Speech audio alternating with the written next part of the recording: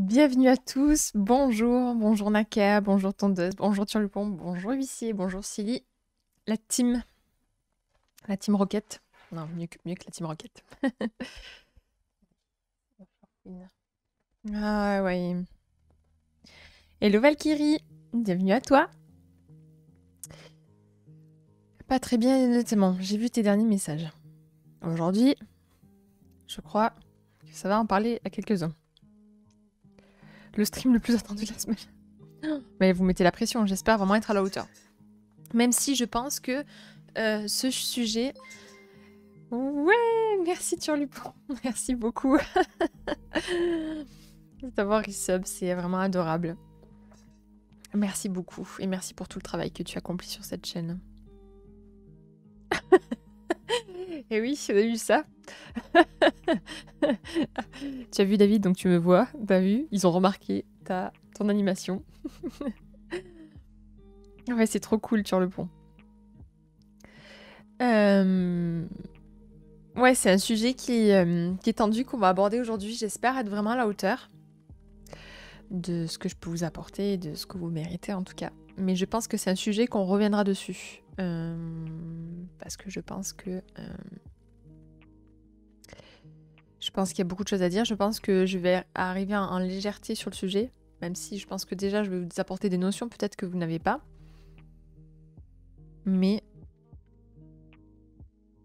Alors par contre, tu as fait une dépression capillaire, c'est-à-dire, c'est le bordel mes cheveux. Ils sont propres, mais tu sais, ils ont leur propre discipline. Hein. Ils font ce qu'ils veulent comme ils veulent.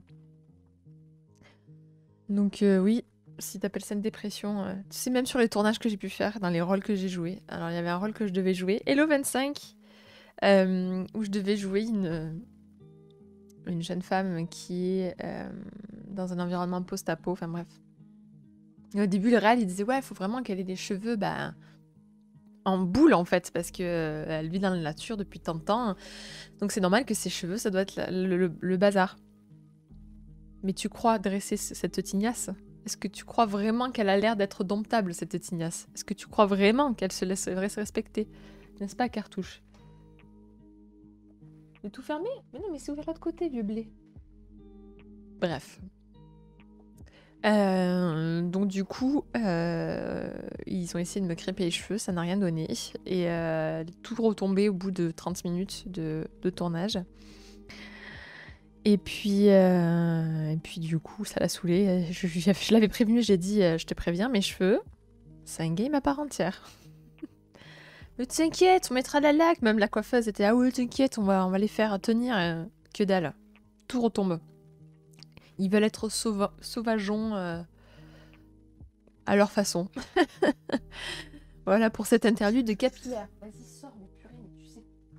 Tu es le chat le plus. Allez, dégage. Regarde-moi ça. Il me fatigue ce chat. Donc bienvenue pour les personnes qui arrivent en cours de route. Donc aujourd'hui, on va parler de ce que je vous disais, donc des addictions.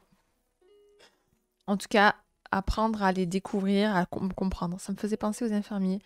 Tu leur dis, c'est impossible de piquer dans ce bras. T'inquiète frère, 10 minutes plus tard, 3e atome, ok, on va changer de bras. Ah, je suis de la même team. Pourtant, j'ai pas des bras épais du tout. J'ai une peau très blanche, donc ça se voit très bien, mes veines. Mais mine de rien, voilà, vous voyez, je me suis fait piquer là ce matin. Et ben j'ai toujours des hématomes là. Bon là, cette fois-ci, c'est un peu appliqué, parce qu'elle m'avait piqué l'autre bras, mais une fois, pareil, j'avais des bleus, bleus comme mon tableau sur le bras. Super. J'ai tourné dans une web-série post-apo, dans laquelle j'ai incarné l'héroïne. Malheureusement, cette web-série s'est terminée, mais on avait gagné quand même des prix aux US, donc c'était chouette. J'en suis fière. Et puis c'était ma première expérience de jeu, vraiment. Voilà, les premiers épisodes sont plutôt médiocres en termes de jeu pour moi, en ce qui me concerne. C'est une petite série indé, ouais. The Walking Dead, bravo, merci. J'ai incarné un mort-vivant. Non, c'est pas vrai. Et oui, c'était une petite série indépendante. Et puis voilà, puis c'était fun. Et en fait, la 2e saison était bien meilleure. Et je me suis bien éclatée, malheureusement. Voilà, comme beaucoup de séries indépendantes, on dépend beaucoup des financements. Et quand il n'y a plus de financement, et voilà. Hello vegan, bienvenue Paris, exactement. Bienvenue à toi. Et bienvenue à toi Julien. Donc oui, j'en suis quand même très fière, hein, même si c'était une petite série, mais c'était quand même une expérience incroyable à vivre, voilà. Bien chouette, entourée de plein de beau monde, bref. Revenons sur les addictions du coup. Alors... Donc comme je vous disais, on va aborder la thématique de façon assez légère, mais en tout cas de vous apporter des premières notions sur le thème de l'addiction. Et comprendre, enfin, pour moi c'est élémentaire, si vous voulez apprendre à dompter quelque chose ou à gérer quelque chose, bah, apprendre à la connaître, apprendre à comprendre ce qui se passe dans votre corps, dans votre cœur, dans votre tête, c'est déjà un premier pas pour aller mieux. Et les addictions, bah, même si on regarde de loin, ça peut nous toucher plus ou moins. Il y en a pour qui c'est une véritable pathologie ou c'est vraiment un problème du quotidien. On le regarde de loin en se disant, bon, bah, une addiction, ça reste quand même une sorte de... Enfin, comment dire, on a ce mot-là qui est assez fort. Dans certaines circonstances, on dit qu'on est addict à quelque chose, comme on est addict à une baguette de pain. Ok, mais quand c'est dans ta vie et que tu n'as jamais pris, en tout cas, les devants pour essayer de comprendre d'où ça vient, de comprendre comment ça se passe dans ta tête, voilà, ça peut vite devenir abstrait et vite, du coup, compliqué à comprendre. Et encore une fois, quand on est conscient qu'on a un problème, déjà c'est 50% du travail fait, puisqu'en fait, c'est le plus dur, c'est pour les gens de comprendre qu'ils ont un problème. La plupart des gens n'osent pas aller voir des psychologues ou des professionnels de la santé ou se faire accompagner ou oser dire je suis en détresse et j'ai besoin d'un problème. La plupart des gens n'osent pas en tout cas le dire et l'affirmer. Pourtant, c'est quand même hyper important. Et donc du coup, ils passent au travers du filet d'essayer de se sauver en fait, parce qu'ils n'osent pas reconnaître le fait qu'ils aient un problème. Donc reconnaître et essayer de le rechercher, c'est déjà un début énorme dans sa quête d'aller mieux. Donc est-ce que qualifier ton addiction de drogue est une bonne chose? Je dirais que drogue, en tout cas quand c'est un rapport avec une substance, enfin, en tout cas dans tous les textes que j'ai pu lire aujourd'hui, c'était surtout... Ouais, c'était surtout les drogues, c'était relié à quelque chose d'une substance, quelque chose un truc que tu prends, que tu consommes. Donc là, on peut considérer ça comme une drogue. Mais si après tu peux dire... Parce qu'après, il faut différencier drogue et pratique, qui peut devenir une addiction. Voilà, je sais pas si c'est clair. Donc drogue, ça va être voilà, tout ce qui est alcool, drogue dure, je sais pas, quelque chose, le sucre, voilà. Ça va être des choses que vous allez ingérer ou injecter dans votre corps, fumer pour certains, qui vont du coup altérer votre personne. Et ça peut être des pratiques, l'addiction au jeu, des addictions diverses et variées au niveau du sexe, au niveau de... voilà, plein de choses. Il y en a pour qui c'est effectivement ça aussi. Le fait de se pinouiller. Je ne sais pas. Je vais utiliser un autre mot pour essayer d'être soft, mais en tout cas, oui, effectivement. La masturbation en fait partie, exactement. Et en fait, pour savoir, donc, pour établir à quel point on est addict, parce qu'il y en a qui adorent certaines choses, on adore, et l'addiction, il faut que ça réponde à certains critères. Et on les considère pinouillés. Pinouillés, voilà, on va dire ça. Il y a certaines addictions qui sont, voilà, qu'on considère vraiment comme pathologiques. Une addiction, c'est vraiment pathologique. Et d'un point de vue cérébral, donc il se peut que je m'exprime pas correctement, parfaitement bien sur cette thématique-là. Donc n'hésitez pas à me dire, me poser des questions au fur et à mesure si ce que j'ai dit n'est pas clair. Donc ça devient pathologie, comme je vous disais, lorsque ça devient, vous créez une dépendance forte à une pratique ou une drogue. Voilà, justement, c'est ce que je suis en train de faire. Donc l'addiction, c'est quand on va vouloir. Donc, voilà, tu m'en fais anticiper. Bon, je fais mon introduction et tu vas voir, je vais répondre à ta question. Donc, les chercheurs déjà, de plus en plus, essaient de mieux comprendre et de mieux éclaircir sur le sujet de ce qu'est une addiction et comment on peut l'identifier. Parce que c'est ce que je vous disais en tout début de live là. C'est que ça reste quand même un concept un peu abstrait, dans le sens où on peut adorer quelque chose, mais est-ce qu'on est vraiment addict? Ou à quel point on peut dire que ça devient une pathologie, ça devient grave? À quel point on se sent vraiment addict à quelque chose? À quel point on peut se définir comme addict à quelque chose? Donc c'est un travail que les chercheurs encore aujourd'hui essaient de peaufiner pour essayer de rendre ça la plus transparent et plus simple. Plus ça devient simple et compréhensible pour la masse, plus on arrive à contenir en tout cas des personnes qui auraient tendance à glisser sur ce terrain. Pour tous les addicts là qui sont en ligne et ceux qui me verront en rediff, plusieurs millions de personnes sont concernées sur ce sujet-là. Donc, ne vous croyez pas, en tout cas, hors norme ou quoi que ce soit. Il y a plein de gens qui sont concernés sur ça. Et d'autres, plein qui ne sont même pas diagnostiqués et qui sont en pathologie. Le tabac fait partie le truc le plus, en tout cas, il me semble, en France. Là où j'ai pris les stats, c'était en France, il me semble. Mais c'est en gros l'addiction la plus forte, c'est le tabac. Alors, ce qui est rigolo, c'est qu'en France, on en fait... Enfin, c'est quelque chose de... C'est pas normal, mais c'est quand même assez rentré dans nos mœurs. Aux US, le fumer, c'est vraiment déplacé, c'est vraiment sale, vraiment, comparé en France. En France, ça fait un peu genre le BCBG, là-bas, c'est vraiment le voyou qui fait ça, quoi. Donc c'est rigolo, la perception, déjà, d'un pays à un autre. Et aussi, on s'aperçoit qu'une consommation précoce, et ça j'en reparlerai, aurait tendance à vous...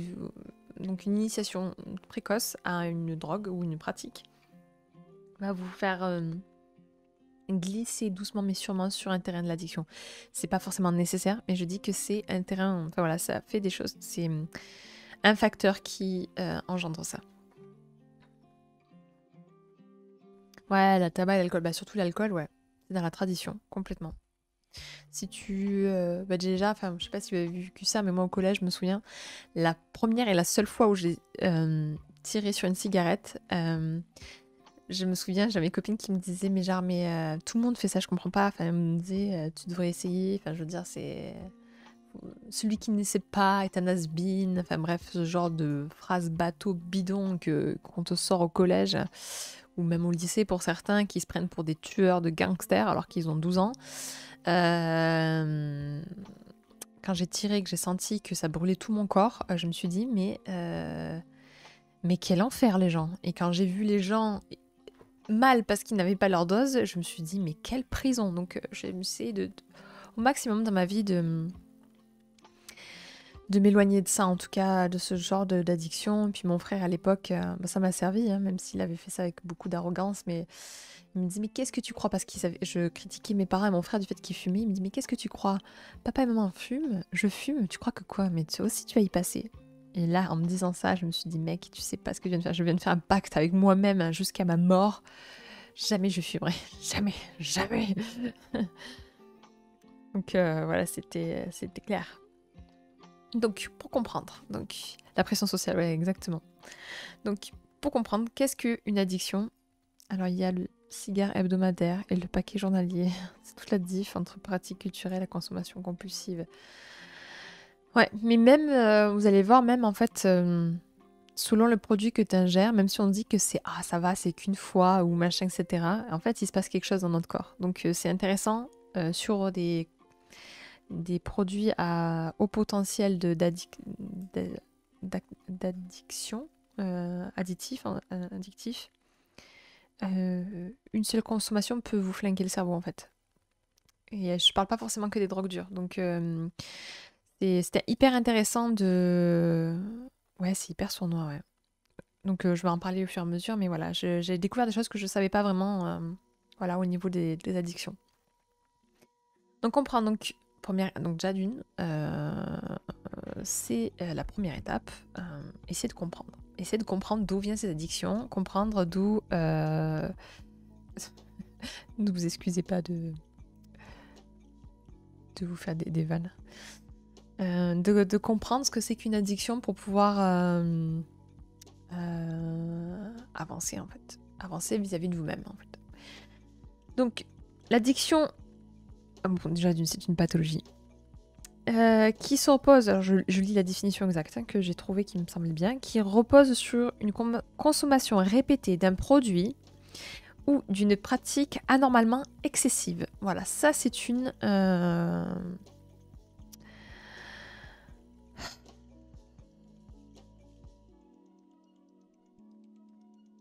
Je répondrai pas.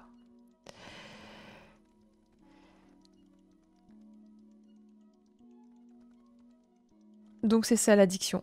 Je sais pas si c'était clair pour vous. Voilà, c'est vraiment cette recherche de façon répétée de consommer des choses. Pif paf pouf. C'est une perte de contrôle au niveau de la consommation. Voilà, ça aussi c'est une addiction. C'est vraiment la perte de contrôle au niveau de la consommation de la pratique. C'est-à-dire que vous savez que vous êtes dans une addiction où voilà, vous commencez à perdre les pédales. C'est-à-dire que votre besoin, votre envie d'assouvir cette addiction-là est vraiment beaucoup plus forte. Et donc là, c'est un bon indicateur pour savoir si vous êtes en addiction.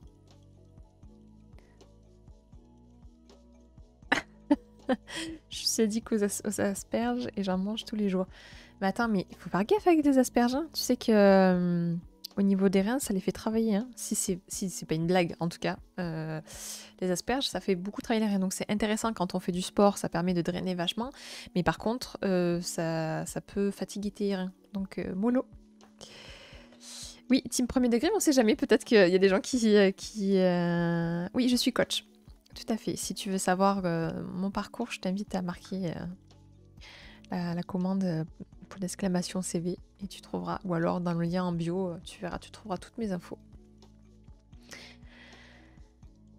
Donc voilà, Nakalon, ouais, tu dis que c'est toi. Bon, j'espère que ça t'apportera.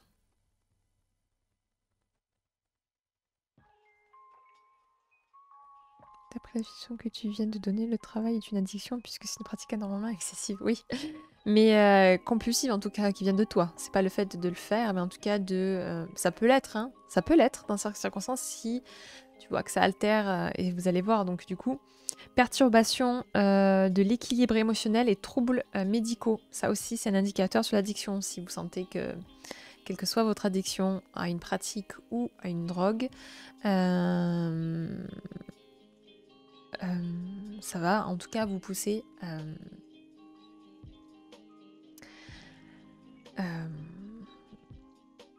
ouais, ça va vous pousser voilà, à adopter des comportements psychiques voilà, qui vont pas être ce que vous feriez dans temps normal, en tout cas qui va vous altérer.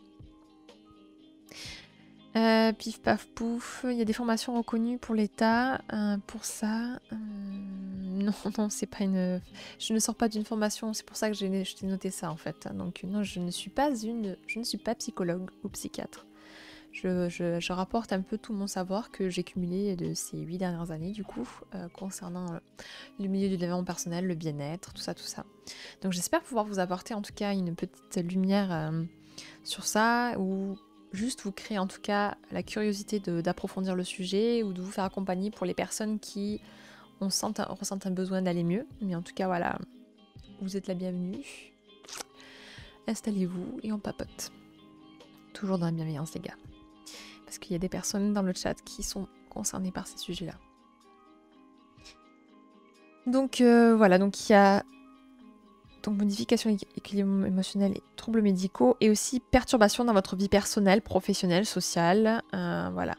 Et ça, tout peut être addiction à partir du moment, voilà, pratique incontrôlée, excessive, où ça altère votre personne, votre façon de vous comporter vis-à-vis de vous, l'environnement, par rapport à des gens, votre trouble émotionnel, si vous vous sentez, je ne sais pas, dépressif, fatigué, qu'importe en tout cas comment vous vous sentez altéré.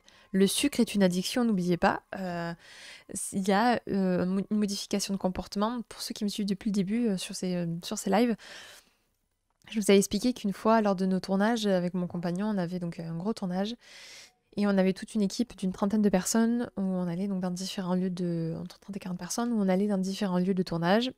Et les repas du midi, là où du coup on tournait sur l'ensemble de la journée, je refusais qu'il y ait du sucre. En tout cas, le seul sucre qu'il y avait à disposition, c'était celui qu'on faisait tremper dans le café ou dans le thé pour ceux qui avaient vraiment besoin, mais a priori c'était beaucoup de fruits ou en tout cas des plats qui étaient confectionnés avec le moins de sucre possible, le plus équilibré, et les repas étaient en abondance, mais voilà, très équilibrés d'un point de vue nutritif. On avait un nutritionniste avec nous parce que je voulais que l'équipe soit d'un point de vue mental le plus lucide possible.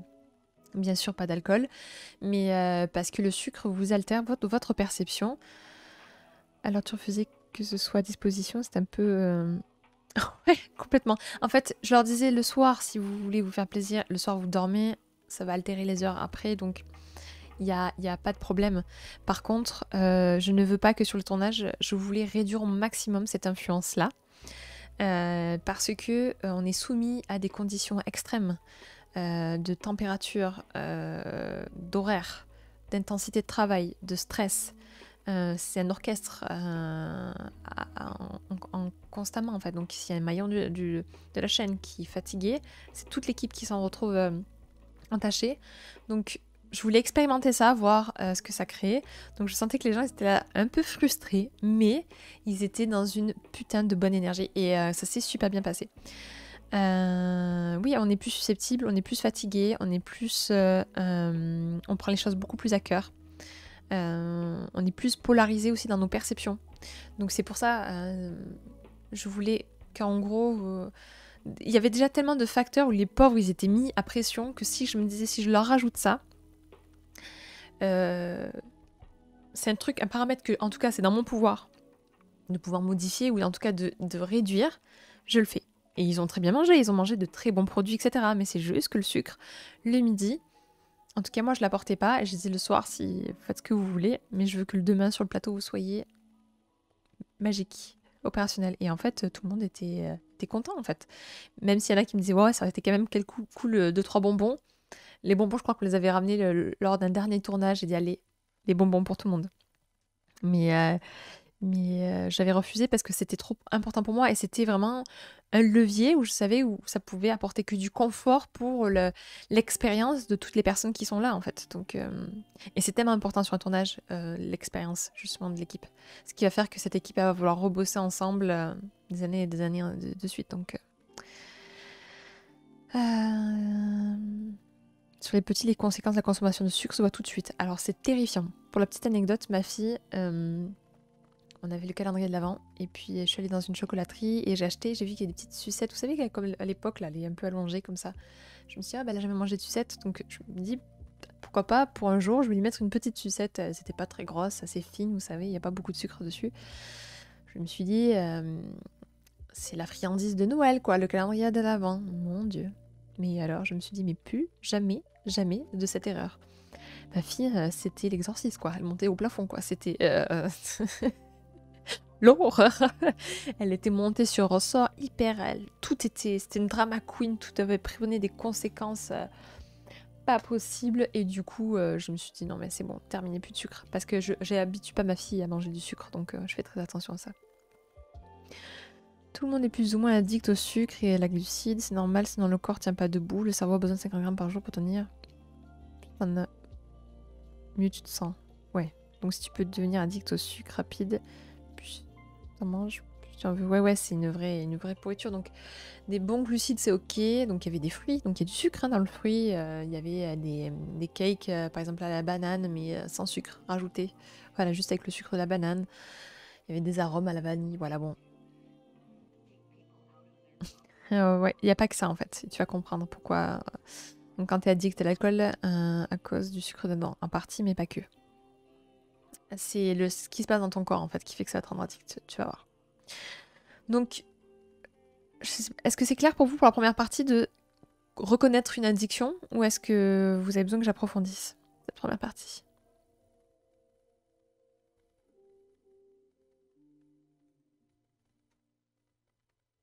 Super. Bienvenue à toutes les personnes en fait qui se sont retrouvées sur ce chat. Bon pour moi. Ok, nickel. Donc je poursuis. À mon avis, le meilleur moyen de se débarrasser d'une addiction, de ne pas en avoir, c'est d'avoir une volonté de faire et d'améliorer constamment. Et ça peut être un peu plus compliqué que ça. Même si en soi, on n'est pas tous,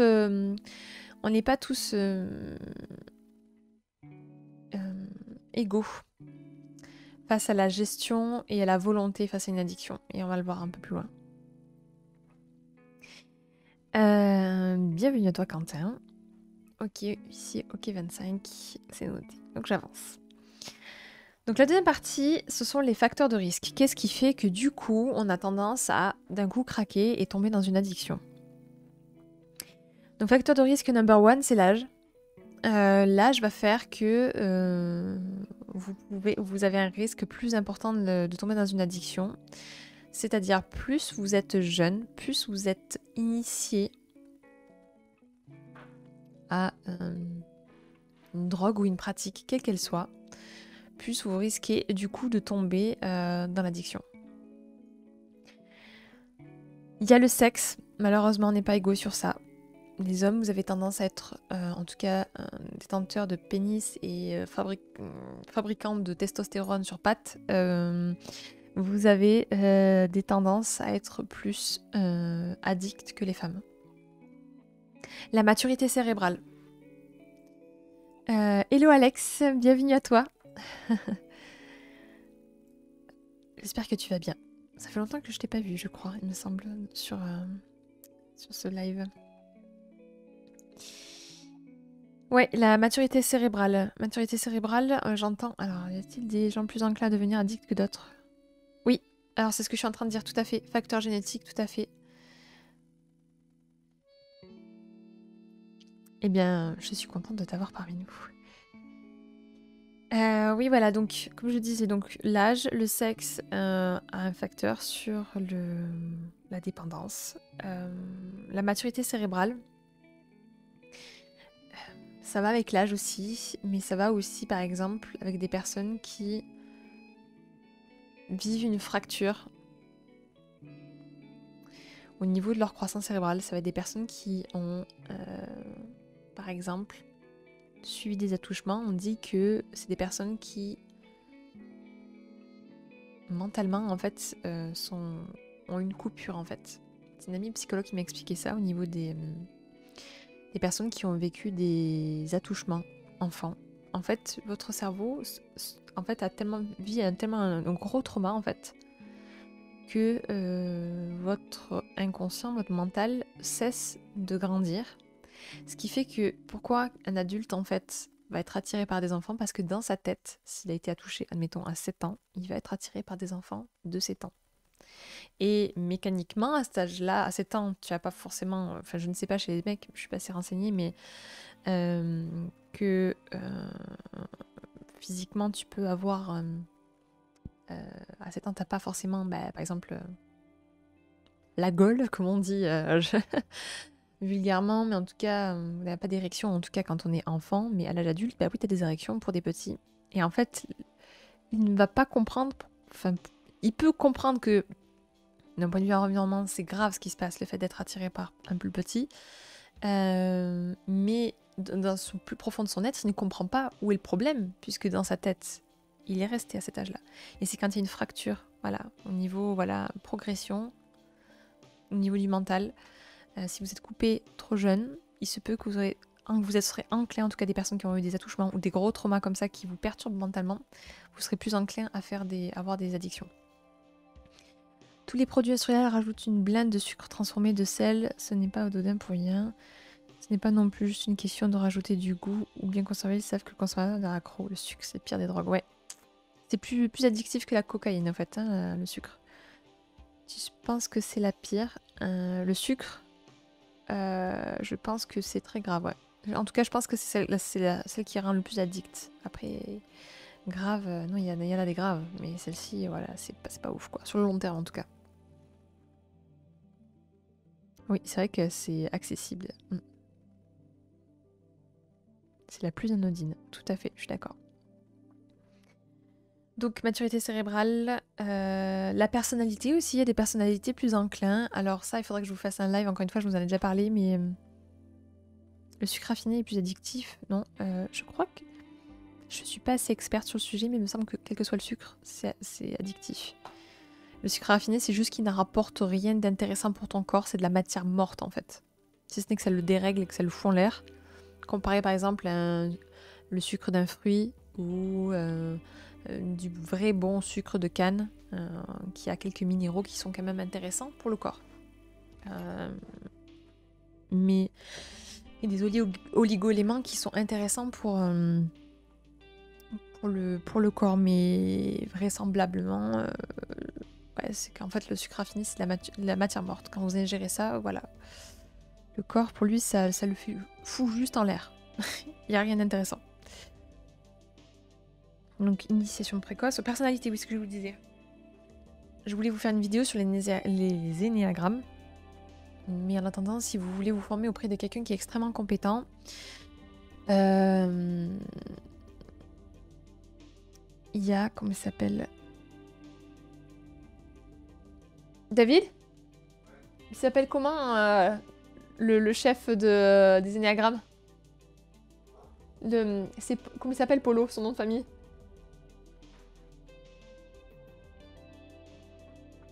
J'ai perdu le nom. Comment il s'appelle Polo, son nom? Ah, Paul Pironnet, voilà, merci. Merci beaucoup.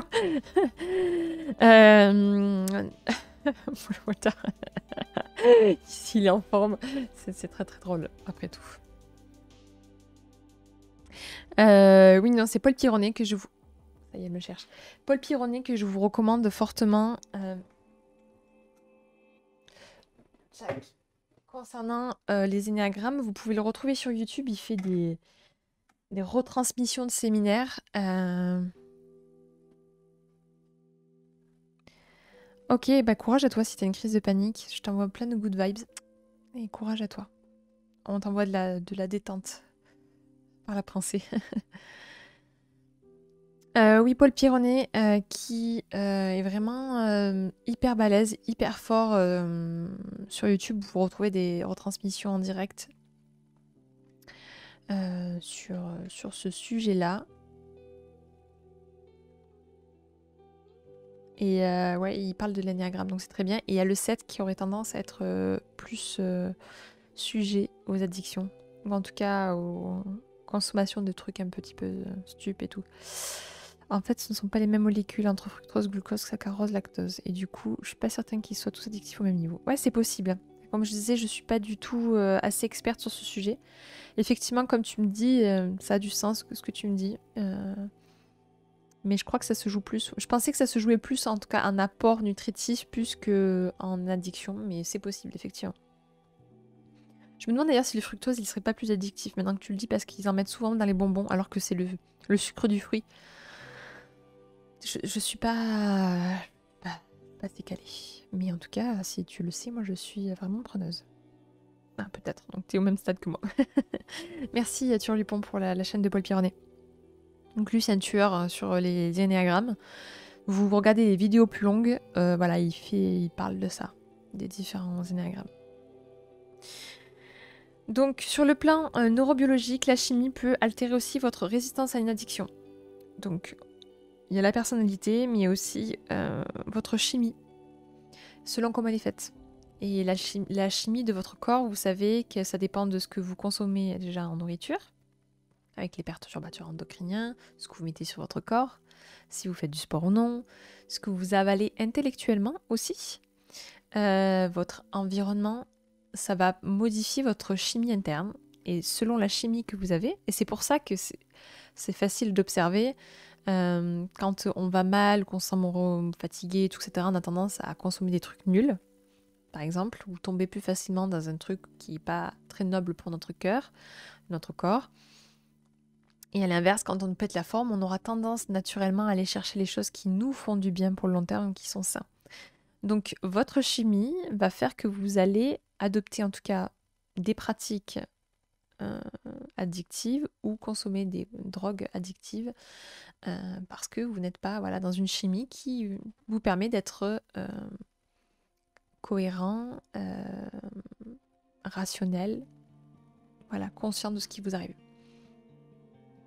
En parlant d'addiction, j'ai vu un reportage sur mon téléphone il y a 5 jours sur les drogues. Le nom c'est l'héroïne de la Meuse, infrarouge, gueule cassée, ok. Je trouve ça dingue comment tu peux détruire ta vie pour 3 fois rien et juste une soirée. Il teste une fois et il décroche. Ouais. L'héroïne, c'est terrifiant à quel point ça va vite. Ouais. C'est ça, c'est ce que je vous disais, le pouvoir addictif en fait. Dans un article que je le disais tout à l'heure, il considère vraiment ça comme un facteur en fait. D'ailleurs, ça fait partie des facteurs. C'est le potentiel addictif d'un produit ou d'une pratique qui va faire que vous allez du coup reconsommer en fait. Vous allez boire un verre de vin, c'est pas la même chose que si vous prenez par exemple de l'héroïne une fois en fait. Son pouvoir addictif, il y en a un qui est beaucoup plus fort qui va vous pencher vers l'autre. Le sucre a un haut pouvoir addictif par exemple, plus que la cocaïne.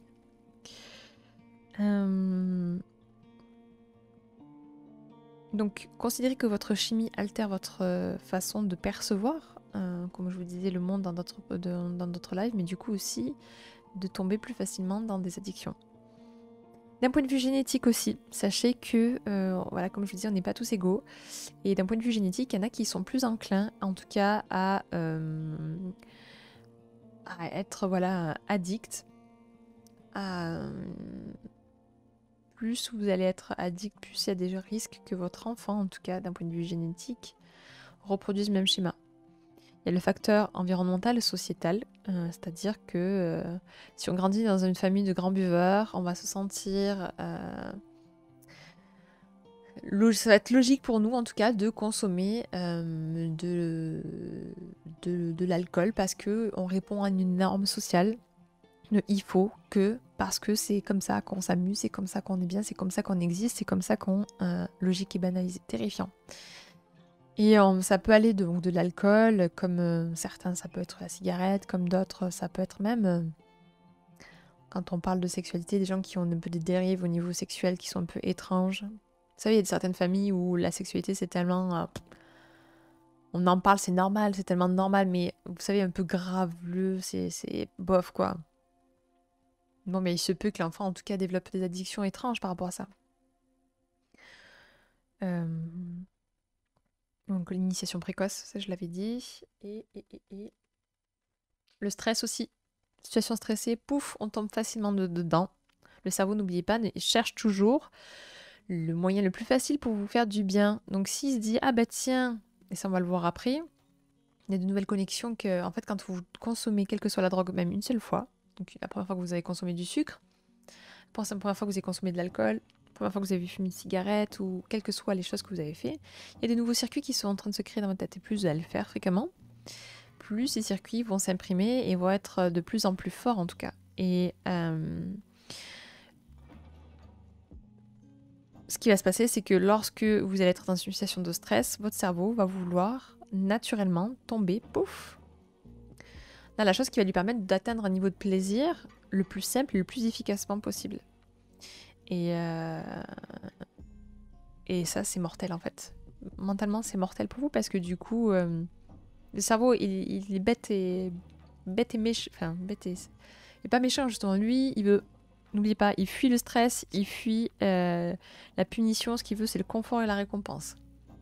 Stressé, pouf, qu'est-ce que c'est le plus simple pour moi? Hop, de faire le moins d'efforts possible et j'ai ça comme récompense. Dans l'immédiat, ah ben je fais ça. Le problème, c'est qu'il va falloir hacker en quelque sorte votre cerveau. Alors, c'est un peu comme ça que je suis tombée dans l'alcool. Au début, c'était juste au lycée avec les copains pour faire des soirées comme tout le monde. Maintenant, c'est le mécanisme. Je me sens pas bien si j'ai pas ma dose. Ouais, tu vas comprendre un peu. On va décortiquer ça après. Mes grands-parents boivent un verre de vin à chaque repas. Un jour, ils m'ont fait goûter et on ne m'a jamais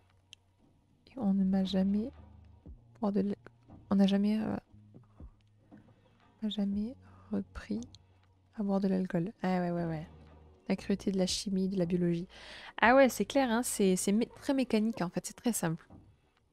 C'est tellement simple que c'en est effrayant en fait de tomber là-dedans en fait. Surtout lors de mes recherches, quand j'ai regardé un peu pour trouver le sujet, C'est terrifiant en fait, à quel point la pente, elle est insidieuse et il suffit d'un poum et vous tombez et...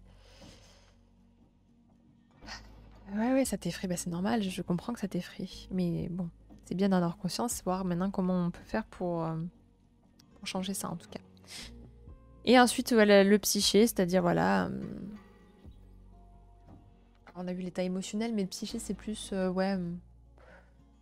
votre façon de fonctionner, votre mental, vos parades. Merci pour le follow. Tu m'invites à boire? Écoute, Trilithium, à la tienne, Étienne. L'eau, c'est bon, comme dirait Van Damme. Moi, j'ai pas la ref exacte. David, si tu m'entends, excuse-moi. Alors, il faut essayer pendant les Pentecôtes.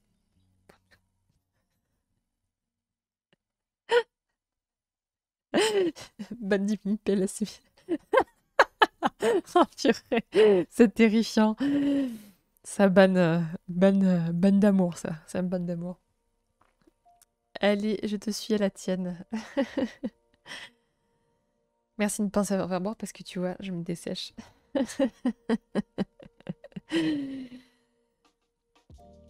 Donc voilà, vous voyez tous ces facteurs de risque. Donc je récapitule, âge, le sexe, la maturité cérébrale, la personnalité, l'humeur.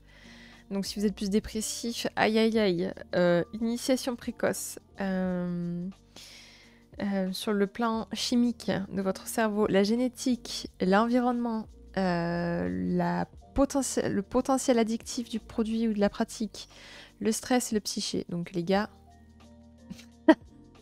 je vous avais dit que David il avait un humour de merde. Je t'aime David, on a le même humour. Alors, sur une phrase de bodybuilder, le corps c'est une feignasse suprême. Ah ouais, c'est clair, il s'adapte, évolue, s'endurcit, mais si tu le pousses pas dans ces derniers retranchements, il fout strictement pas une. Il est juste. Ah ouais, non, c'est clair, hein. J'ai l'impression que je coche toutes les cases. Mais ouais, mais en même temps, peut-être parce que t'es arrivé à un stade, à Calonne, où il va falloir vraiment te donner de l'amour et avancer. Mais oui, c'est David. DJ the Potato. Mais il n'a rien d'une patate en plus. Mais ça le fait rire en fait de se faire appeler comme ça, Dédé la patate. Elle était bien la vanne, ouais. J'aime beaucoup ça. Donc est-ce que c'est clair pour vous pour les facteurs de risque ou est-ce que vous voulez contribuer ou que je passe au prochain point? Dites-moi.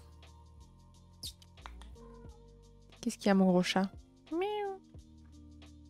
Miaou. Viens là, viens. Viens sur moi. Tu fais de la gratouille. Je le vois sur ta tête que tu fais de la gratouille. El Señor Cartucho. Celui-là, je sais pas si vous l'avez beaucoup vu. Lui, il aime pas être porté. Donc ça va être rapide.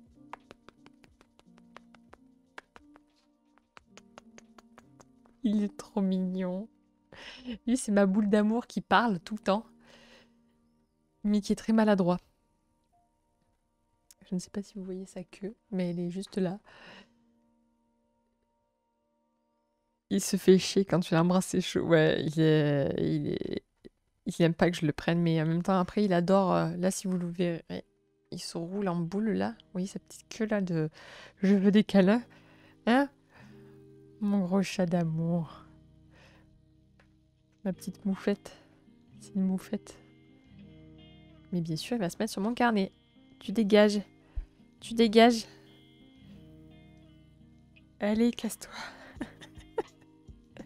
Mon chat d'amour, il est trop mignon. Mais tu peux pas te mettre là, genre là? Je te gratouille là, viens. Non, c'est pas assez bien. Ouais. Donc ensuite, on va voir les stades de l'addiction. Donc là, c'est la partie où j'ai peur d'être le moins clair possible. Cartouche, tu es adorable, mais tu dégages. Tu peux te mettre là si tu veux, mais arrête. Je vais me manger le micro. Regardez-moi cette tête. Bon, Cartouche, tu es mignon. Je veux pas que tu t'assoies sur mon carnet, c'est juste ça que je veux pas, tu m'énerves. Avec sa grosse tête. Désolée pour cet interlude minesque. Donc, Les stades d'une addiction, bon, la première chose, c'est la recherche du plaisir. Qu'est-ce qui fait qu'on va tomber dans une addiction? On recherche le plaisir, c'est ce que je vous disais, votre cerveau va vous câbler, dire tiens, comment je peux faire en sorte que... Donc tu es adepte des 4 accords Toltec. Je les maîtrise pas parfaitement, mais oui, je les avais... En tout cas, enfin, je les maîtrise pas dans le sens où c'est un premier livre d'initiation au niveau du dev perso, que je recommande à toute personne de lire. Mais voilà, j'essaie de faire en sorte que les 4 préceptes soient les plus, enfin comment dire, soient évidents dans ma vie, mais je suis pas non plus respectée à 100%, quoi. D'avoir un animal et s'occuper pour lutter contre les addictions est une technique qui fait ses preuves, oui. D'ailleurs, concernant quand on a une pathologie, une addiction, aider quelqu'un qui est dans une addiction, ça va vous aider à vous sauver d'une addiction. C'est Simon Sinek, je crois. David, tu peux me confirmer si tu m'entends? Qui avait fait une interview géniale. D'ailleurs, si tu la trouves, mon loup, je veux bien que tu nous la partages, vu que tu m'écoutes.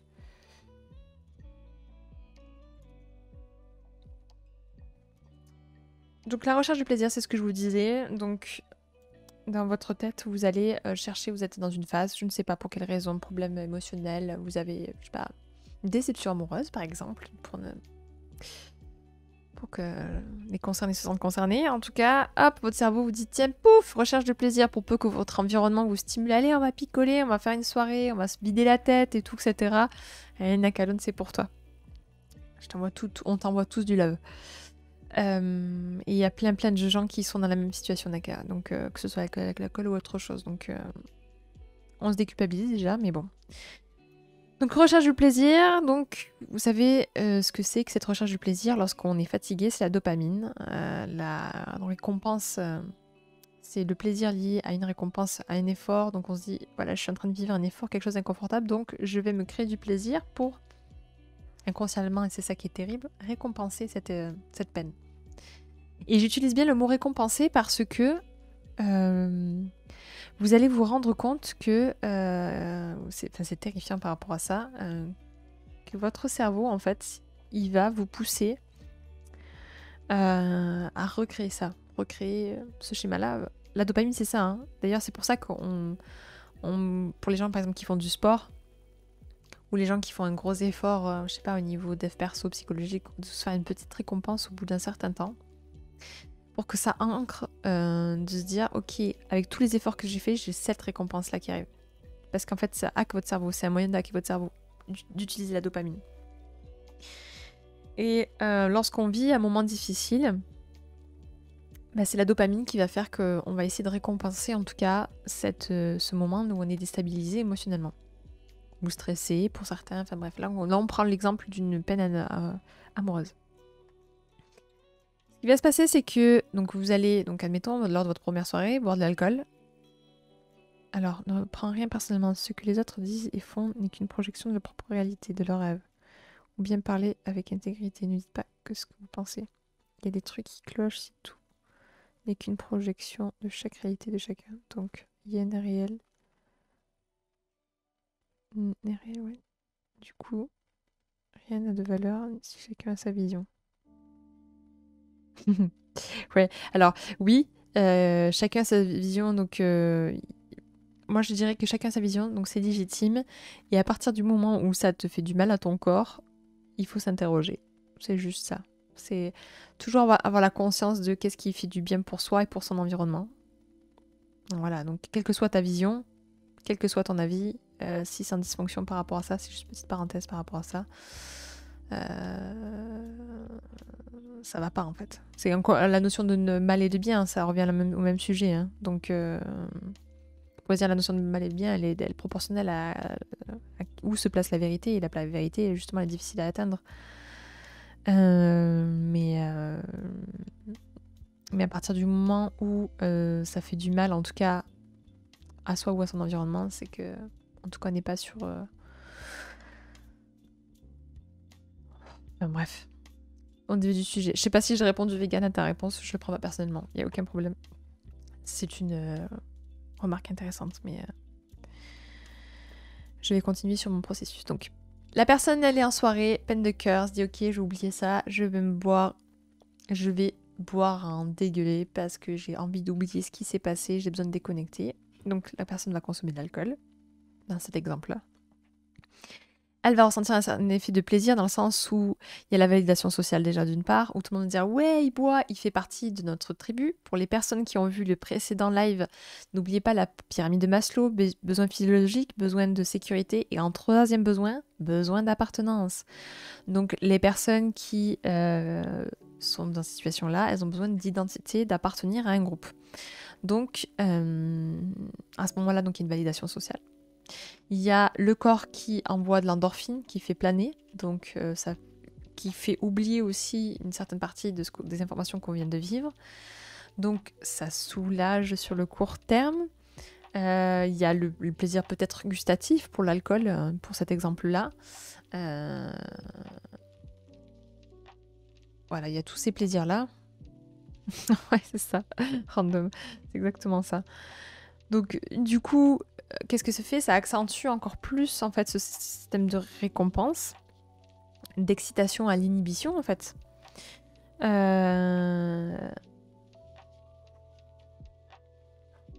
Donc ça va libérer de la dopamine. Votre cerveau, n'oubliez pas, il va faire les circuits très très très rapides. Dire, ah, en fait, on peut avoir du plaisir alors que là, c'est la guerre autour de moi là. Mais en faisant ça, j'oublie tout. Eh ben, on va recommencer. Dès qu'il ressent encore un moment de stress, pouf, il va vouloir recommencer dès que l'occasion va se présenter. Et il va y avoir, petit à petit, une forme de conditionnement au niveau de votre cerveau. Je le résume simple, hein, mais si vous voulez rentrer dans le sujet, il y a des pavés comme ça où il y a un point de vue chimique ce qui se passe dans votre cerveau et vous allez comprendre que c'est très très très mécanique.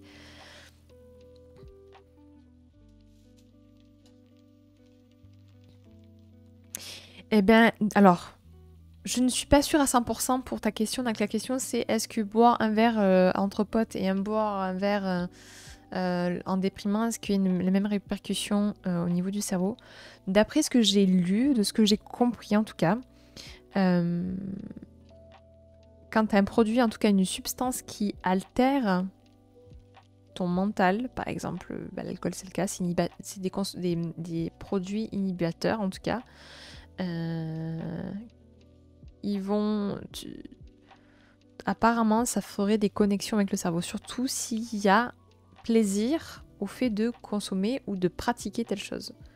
S'il y a un plaisir immédiat, il se peut que votre cerveau veuille vous faire revivre en fait cette chose, cette attitude en tout cas, vous pousse en tout cas à rebasculer, à vouloir revivre ça. Et n'oubliez pas, c'est l'alcoolisme, par exemple quand on prend l'alcool, si vous buvez un verre par jour, c'est de l'alcoolisme. C'est le fait d'avoir besoin, que ce soit entre amis ou à la maison, de boire un verre parce que ça vous fait plaisir, c'est une forme d'alcool. Hein. D'alcoolisme, pardon. C'est ce truc répété. Comment... Alors, il a fini alcoolique. Comment on quitte ce schéma qui nous renvoie à chaque fois vers nos addictions? Déjà, on va essayer de le comprendre, Nakalon, et tu vas voir qu'en le décortiquant, en mettant des mots dessus, déjà, ça va te permettre de t'analyser. Là, si je te dis juste une addiction et que tu sais pas comment ça fonctionne dans ton cerveau, c'est difficile de savoir comment s'y prendre. Naka, je sais pas si tu as déjà pratiqué, mais essaye la méditation. Ouais, c'est une super... ça a changé la vie perso. Ben, tu vois, c'est vrai que la méditation, c'est une bonne façon de se reconnecter à soi et ses besoins, en tout cas. C'est génial. Merci pour ta contribution. Tu as des méditations guidées sur Internet. Il faut trouver la voie qui te convient bien. Il ne faut pas hésiter à en trouver des différentes. Et j'ai ma meilleure amie qui est géniale. Elle fait des accompagnements sur ça en méditation, etc. Elle travaille beaucoup sur l'énergie féminine. Alors l'énergie féminine, ça ne veut pas dire que c'est réservé aux femmes. C'est plutôt dans l'énergie de la réception, de l'intuition. On se recentre, on travaille sur soi. On essaie de mieux se comprendre, s'analyser. Qui s'appelle Julie Laroche ou Julie Bouger. Julie Bouger Laroche, en tout cas. Son site, c'est Toucher les étoiles. Elle fait des trucs, alors il y a beaucoup de femmes qui sont inscrites, mais en vrai, il y a aussi des hommes qui commencent à s'y intéresser. Et elle fait des accompagnements, voilà, en vidéo, comme ça, pour les gens se connectent, ils font de la méditation guidée, elle fait faire des exercices de respiration, elle est balèze en respiration, elle se forme dessus. Parce que la respiration a un véritable rôle pour, chimiquement, changer votre chimie de votre corps, donc selon comment vous la pratiquez. C'est pas juste ça apporte des nutriments dans le corps, ça a d'autres fonctions beaucoup plus importantes. Donc je vous recommande d'aller voir son travail. C'est ma meilleure amie, elle est fantastique. Voilà, je vous recommande d'aller la voir. Pour se défaire d'une addiction, je conseille la philo, tout ce qui concerne la volonté dans son développement. Ouais, encore une fois, on n'est pas tous équitables, donc voilà, on va essayer, là on va essayer de décortiquer. Donc on a le conditionnement, donc ce que je vous disais tout à l'heure, donc il va vouloir répéter dès que l'opportunité va se présenter. Il a conditionné que son cerveau, tel événement, avec tel... Merci beaucoup Turlupan. Tel événement et telle récompense de pratique ou de drogue va me créer un comportement de telle façon. Et ce qui va se passer, c'est que vous allez avoir donc une forme d'apprentissage à la drogue, et ce qui va se passer, c'est que c'est un truc, ça j'avais pas pris conscience pour les addictions, mais il va y avoir un effet d'anticipation. Donc, alors je pense que tu...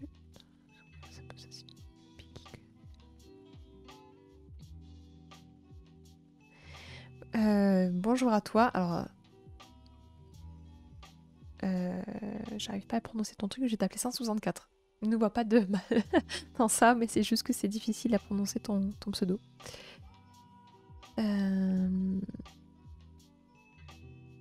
Ou Shinigam, peut-être, ça veut dire peut-être comme ça qu'il faut le prononcer. En tout cas, bienvenue à toi. Et merci pour ta contribution.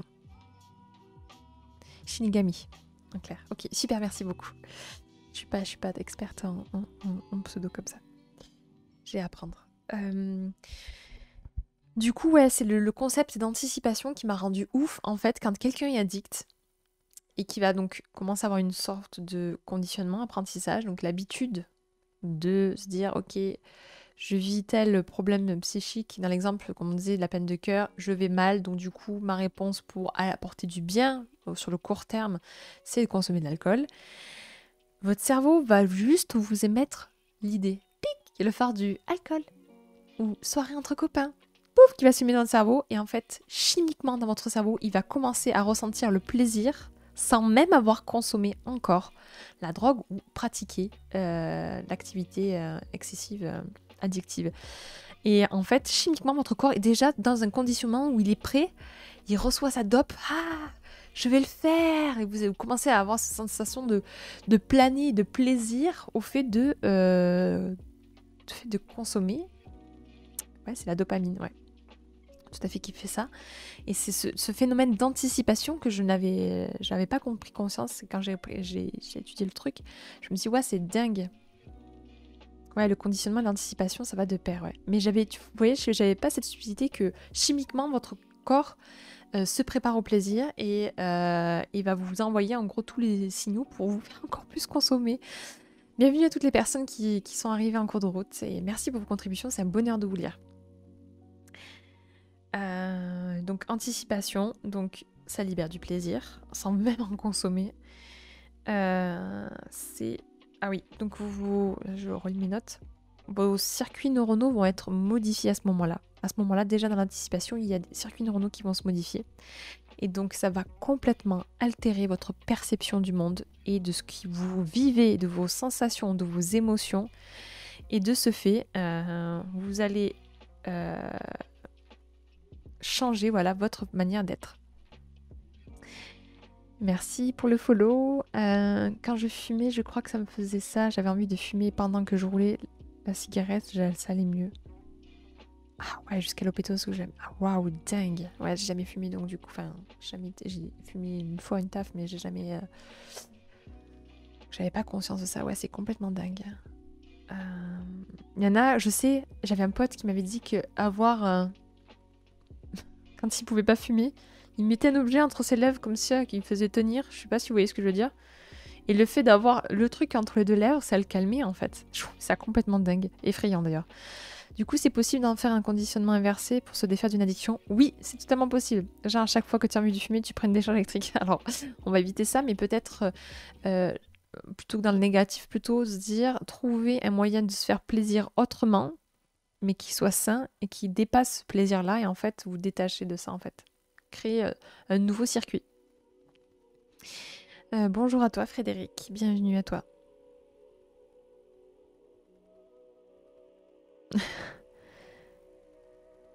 Là, tout, il y a du café ou une allumette pour mimer l'action de fumée. Ouais. Ah, waouh, dingue. C'est complètement dingue. Donc c'est comme je disais, donc ça vous crée de nouveaux circuits. Et le problème, c'est qu'avec le temps, merci Frédéric de m'avoir suivi. J'espère que je contribuerai un peu plus à ton bien-être. Ça va créer en fait le fait que l'endorphine va petit à petit diminuer au fur et à mesure du temps. Et plus ça va diminuer en fait, plus en fait du coup il va y avoir un truc où la tolérance va s'augmenter face à cette addiction. Et vous allez avoir une sensation de manque. C'est dire mais attends, je comprends pas. Avant avec un verre je planais, j'étais au-dessus de tout le monde. Là aujourd'hui avec 10 verres, je n'arrive pas à me sortir de là. Ou je n'arrive plus à atteindre cette sensation de plaisir. Et ça peut être pareil pour des pratiques. Donc on parle d'une drogue, mais ça peut être par exemple pour les addicts à la pornographie, admettons. Au début, vous regardez peut-être, je sais pas, juste un missionnaire le plus standard de façon médiocre, et plus ça va aller, plus vous allez avoir des choses de plus en plus hard et de plus en plus croissantes, perverses entre guillemets, qui va faire que vous allez vouloir de plus en plus voir consommer des choses qui va vous rendre encore plus addict. Et n'oubliez pas en plus ce genre de produits, que ce soit des stupéfiants ou des choses que vous ingurgitez ou des choses que vous regardez, c'est fait sur mesure pour que vous soyez en tout cas addict à la chose. C'est fait sur mesure, hein, c'est bien pensé. Je préfère ma version avec la décharge électrique. Soyez plus gentils avec vous, on est là pour essayer de progresser en amour, les gars. Bienvenue à toi, petit tonnerre. Donc, voilà ce qui se passe dans la première étape, recherche du plaisir. Deuxième étape, c'est l'état émotionnel négatif. Donc, plus la tolérance augmente de votre pratique ou de votre consommation de votre stupéfiant. Vous allez donc modifier l'amygdale cérébrale en la rendant donc en vous rendant plus stressé. Ce conditionnement va vous rendre plus stressé. Vous allez être plus enclin à avoir des émotions négatives, à vivre tout négativement dans votre vie. Vous serez moins motivé à accomplir des choses et vous prendrez moins de plaisir à vivre des petites choses de la vie. Vous célébrerez moins ces petits plaisirs de la vie. Et vous allez voir, mais ça va être que ça en fait. Vous allez voir, c'est un cercle infernal en fait. Hein. Ça vous pourrit jusqu'à la moelle en fait. Et ensuite, bien sûr, troisième étape, la perte de contrôle. Où, donc comme je vous disais, le circuit récompense est complètement altéré. Normalement, un circuit de récompense sain, c'est je me dépasse dans quelque chose pour être plus heureux. Je reçois du plaisir. Donc du coup, ça me crée de la dopamine à vouloir encore plus progresser et aller mieux. Et ainsi de suite. Et c'est un cercle vertueux comme ça. Là, on est dans le sens inverse. Du coup, je vais mal. J'essaie de me faire plaisir avec un truc rapide et néfaste. Ça me fait un petit shoot de plaisir. Il y a tout le conditionnement, l'anticipation, chimiquement, tout ce qui s'altère, etc. Je me sens encore plus mal. Mais du coup, mon cerveau a retenu que répéter cette action-là va me faire du bien. Et là, vous tombez dans une espèce de truc, une dégringolade pourrie qui fait que ça vous mindfuck le cerveau, en fait. Oui, ça dérègle le cerveau, oui, exactement, c'est ce que je dis. Et ça altère aussi du coup votre capacité d'autorégulation, c'est-à-dire votre capacité à se dire est-ce que je suis dans une activité saine ou pas, à quel point je me stoppe, à quel point j'arrive à m'arrêter, à quel point je suis résistant face à une addiction. Et la réalité c'est que tomber dans ce schéma-là va vous rendre beaucoup plus instable et beaucoup plus... c'est terriblement glissant. Ça me rappelle le clip de Au-delà sur l'addiction avec la caféine, drôle mais effrayant. C'est terrifiant. C'est terrifiant les addictions. En potassant le sujet, j'ai trouvé ça terrifiant. Votre capacité aussi de prise de décision est complètement altérée. Les gens qui sont addicts n'arrivent plus à prendre de décision. ils restent passifs parce que la prise de décision les effraie, les rend dingues. Donc ça aussi, j'ai trouvé ça scotchant en tout cas de me rendre compte qu'effectivement, les gens qui sont addicts, je parle vraiment addicts en pathologie, voient leur capacité voilà, de décision complètement foutue en l'air. Prise de décision foutue en l'air. Les rechutes. Donc voilà, c'est la troisième étape. Dans cet état-là, vous retombez dans la rechute et incapable de résister à une consommation. C'est ça qui devient terrible, c'est que c'est donc un cercle vicieux, pourri comme de la merde, j'ai pas d'autres mots, qui fait que forcément, vous ne pouvez plus être conscient de qui vous êtes en fait. Vous êtes complètement altéré chimiquement, mentalement, physiquement, neuronalement. C'est un véritable travail de titan qu'il va falloir pour vous assainir en fait le corps et l'esprit. Et ça, oui, après ça, c'est les conséquences. Donc, on est sur un cycle infernal. Et donc, ça, c'est mon quatrième point, enfin, la quatrième étape, enfin, et quatrième point, le problème dans la vie. Donc, ça va causer des problèmes dans la famille, au niveau professionnel, santé, amical, dans les projets, psychiques. Une autodestruction la plus totale, en fait. Quelle que soit la sphère que vous prenez, argent. Ça peut être la personne que vous êtes en fait. Vous avez enclenché le bouton autodestruction. La bonne nouvelle, c'est que si vous êtes conscient de ça, vous pouvez désenclencher le bouton, mais ça va pas se faire seul. Voilà, quand on est vraiment addict, on a l'impression d'être incapable de faire ce travail. Alors, je vais vous faire un petit exercice rapido.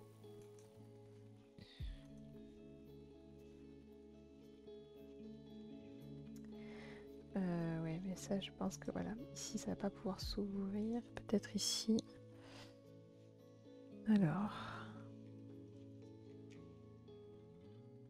on va voir si j'arrive à le trouver, si la connexion me le permet. Bon, d'accord. Bon, je vais le voir sur mon téléphone, je l'avais sur mon téléphone. Ah ben, c'est adorable, merci beaucoup. J'espère pouvoir contribuer à tout ça. Je vais très bien, j'espère que tu vas bien toi aussi, Razor. Bienvenue à toi. Allez, ça booste au niveau des sponsors. Alors, je sais pas pourquoi je vais... Ah mais si, que je suis bête, je vais pouvoir le récupérer là. Et hop, hop, hop, tu te calmes toi. Tchac. Alors...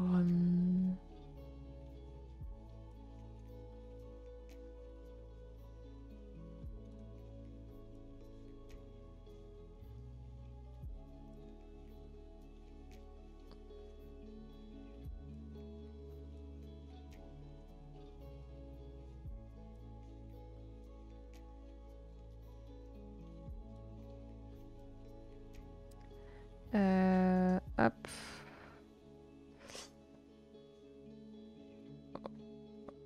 Voilà.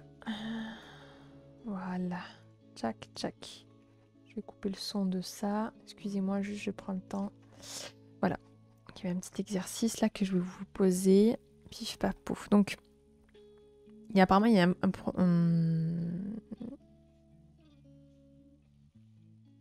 Je mets ton live de côté en bossant. Je suis un psychologie cognition de formation. C'est un sujet qui m'intéresse pas mal. Écoute, j'espère pouvoir contribuer. Je ne suis pas expert dans le sujet, mais j'essaie en tout cas d'éveiller au sujet. Donc, bienvenue à toi.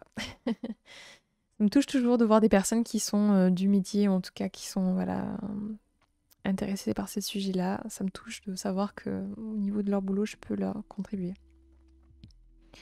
Alors, si tu tombes dans l'alcool, que dans ta tête, la fête égale à l'alcool, c'est bête, mais inconsciemment, tu vas attirer ce type de personnes, des gens qui vont profiter de ta générosité, etc.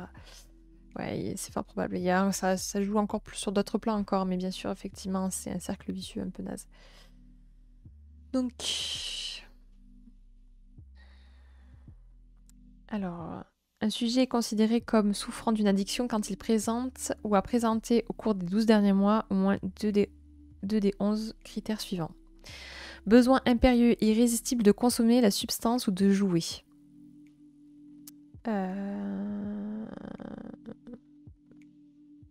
De jouer, c'est pour ceux qui ont une... Comme je vous dis, il y a la drogue, consommation et pratique.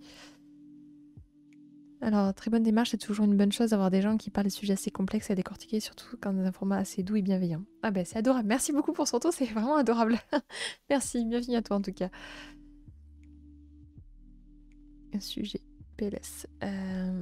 Donc voilà, posez-vous cette question. Première question pour toutes les personnes qui sont intéressées. Donc, je répète, avez-vous donc besoin, vous notez sur de 1 à 5, hein, un besoin impérieux et irrésistible de consommer la substance ou de pratiquer la chose dans laquelle vous êtes addict. Sur les 12 derniers mois, on va dire oui, ok, je l'ai fait peut-être 1 ou 2 fois, vous marquez, et à quel point c'était intense. Perte de contrôle sur la qualité et le temps dédié à la prise de substance ou à un jeu. On va dire que 0, pour qu'on soit clair, 0 c'est vous êtes peu sensible et 5 très très très sensible à ça. Donc perte de contrôle sur la qualité de temps, sur la qualité et le temps dédié à la prise de substance ou au jeu.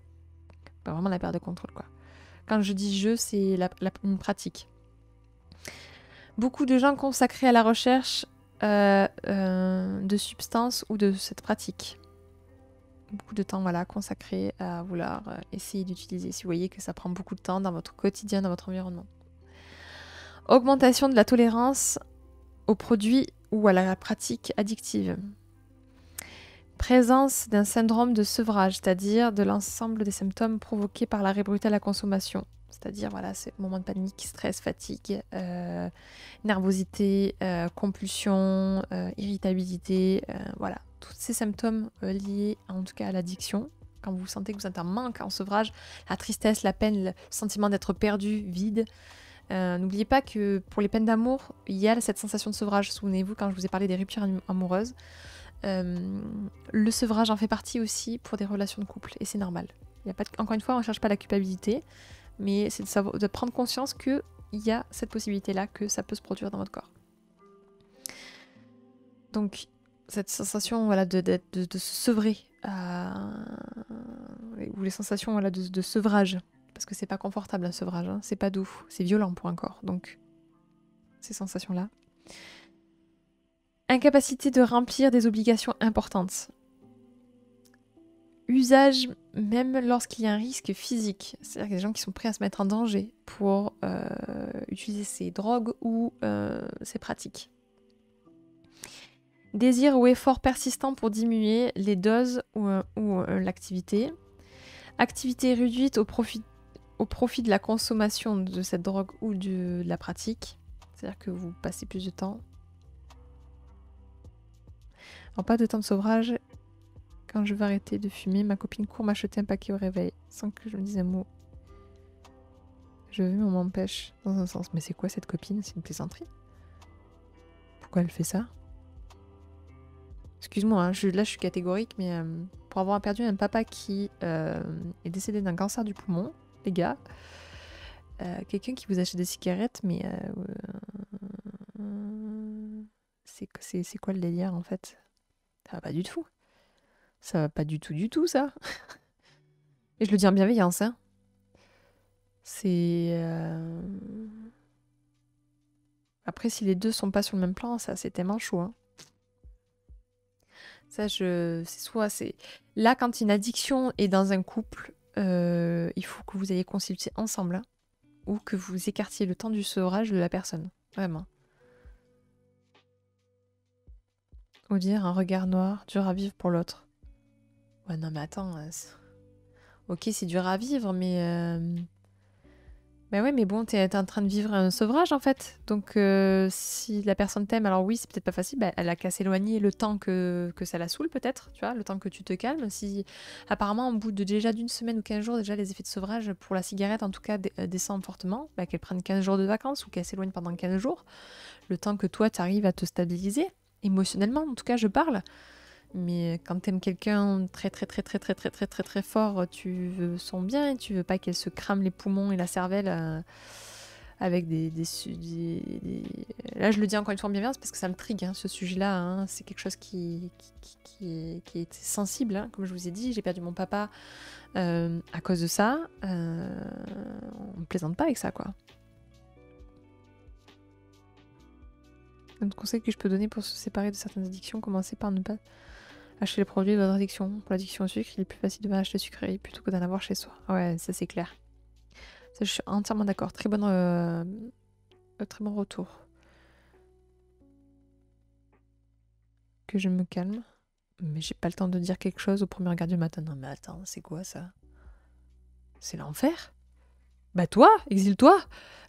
Le temps de te sevrer, va faire une retraite chez les nonnes, là, c'est possible, hein, si vous voulez faire des retraites spirituelles ou juste pour vous-même, éloignez-vous, quoi, mais c'est pas possible, quoi. Prise d'otage, l'enfer. Alors déjà, t'es une prise d'otage du stupéfiant ou de la pratique, et là, en plus, c'est quelqu'un qui est là, mais c'est atroce. C'est terrifiant. Donc, je continue l'exercice. Problèmes personnels ou sociaux qui va faire que peut-être vous allez consommer. Désir ou effort persistant pour diminuer les doses ou l'activité. Activité réduite au profit de la consommation, voilà, c'est ce que je disais, et de l'activité. Poursuite de la consommation malgré les dégâts physiques et psychologiques. L'addiction est qualifiée de faible de 2 à 3 critères s'ils sont satisfaits, modérée de 4 à 5 critères, et sévère pour 6 critères ou plus. Donc, est-ce que vous voulez que je vous redise chaque point? Donc, il y a 1, 2, 3, 4, 5, 6, 7, 8, 9, 10, 11. 11 points. Donc, je reprends. Donc, besoin impérieux, irrépressible. Perte de contrôle. Beaucoup de temps consacré à l'addiction. Augmentation de la tolérance. Présence d'un syndrome de sevrage. Incapacité de remplir les obligations importantes. Usage même lorsqu'il y a un danger physique. Ça crée des problèmes personnels et sociaux. Désir ou effort persistant pour diminuer les doses. Activité réduite au profit de la conso. Et poursuite de la consommation malgré les dégâts physiques et psychologiques. Encore une fois, si 2 à 3 critères sont satisfaits, c'est faible. Si c'est 4 et 5, c'est modéré. Et si 6 ou plus, on est dans un critère sévère. Et ça s'appelle le Diagnostic and Statistical Manual of Mental Disorders, qui en parle. Voilà. Et on appelle ça des experts du DSM.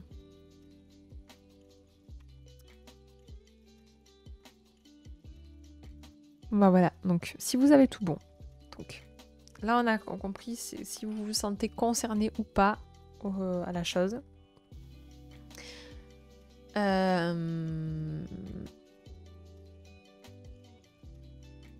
quel point vous remplissez voilà, tous ces critères. Donc si t'as tout bon, si t'as les 7 comme Nakalon, si vous vous sentez concerné à 7 et si votre degré d'intensité vous le réglez à 5, un peu de partout, enfin bref. Là il va falloir se prendre en charge. Et quand on est face à une addiction, je ne vais pas dire qu'on se prend en charge seul dans un premier temps. Ça fait partie de l'équation, mais les gars, vous n'y arriverez pas seul.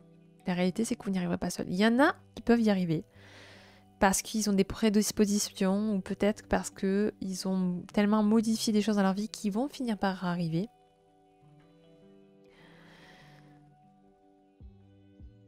Oh oui, merci Razorp d'implémenter ça. C'est comme le Pokédex des psychologues, tout à fait. Et ben tu vas te traîner de force. Aina Kalon, on compte sur toi à la fin de ce live. Tu me chopes le premier numéro d'un psychiatre et tu l'appelles. Si tu le fais pas pour toi, fais-le pour moi. Fais-le pour les gens de ce live qui sont là, qui te soutiennent, qui t'apportent des gentils messages. Fais-le pour eux parce que en le faisant, tu donnes très certainement l'exemple à d'autres personnes pour essayer de le faire. Et si tu le fais pour toi, si tu montres que tu peux le faire, en sachant que tu as 7 points sur l'addiction, et bien peut-être qu'il y a des gens qui se donneront le courage de se changer. Donc en te changeant de toi, tu donnes le courage aux autres de se changer. Non, t'appelles, tu prends un rendez-vous. Tu cherches pas à comprendre. Alors, peut-être, je sais pas, je crois qu'il y a, peut-être, je suis pas sûre de moi, Je crois qu'il y a des séances chez des psys qui sont remboursées, mais je suis pas sûre de moi. Mais en tout cas, plutôt que dépenser tes deniers dans l'alcool, dépense tes deniers auprès d'un psychologue ou d'un psychiatre. Juste pour la différence, le psychologue, lui, va jouer sur sur la partie mentale, le psychiatre va jouer sur le côté neuronal, et je pense que c'est là où il faut que tu ailles, un psychiatre. Comment peux-tu dire non à une si belle nana qui te regarde dans les yeux, qui te dit fais-le pour moi? C'est gentil ici. Gonaka montre l'exemple. Tu as plein de numéros. L'ordonnance, c'est pour se faire rembourser par ceux qui, je crois. Oui, vas-y, Razorp, c'est très très gentil pour toi de... Voilà. T'habites dans quelle région, Nakalon, déjà?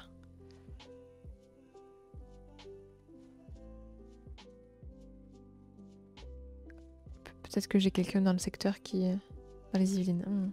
J'ai personne que je connais là-bas. Alors, contacte un CHS en vrai. Tout est en charge et en plus un suivi. C'est quoi un CHS? Huissier de justice.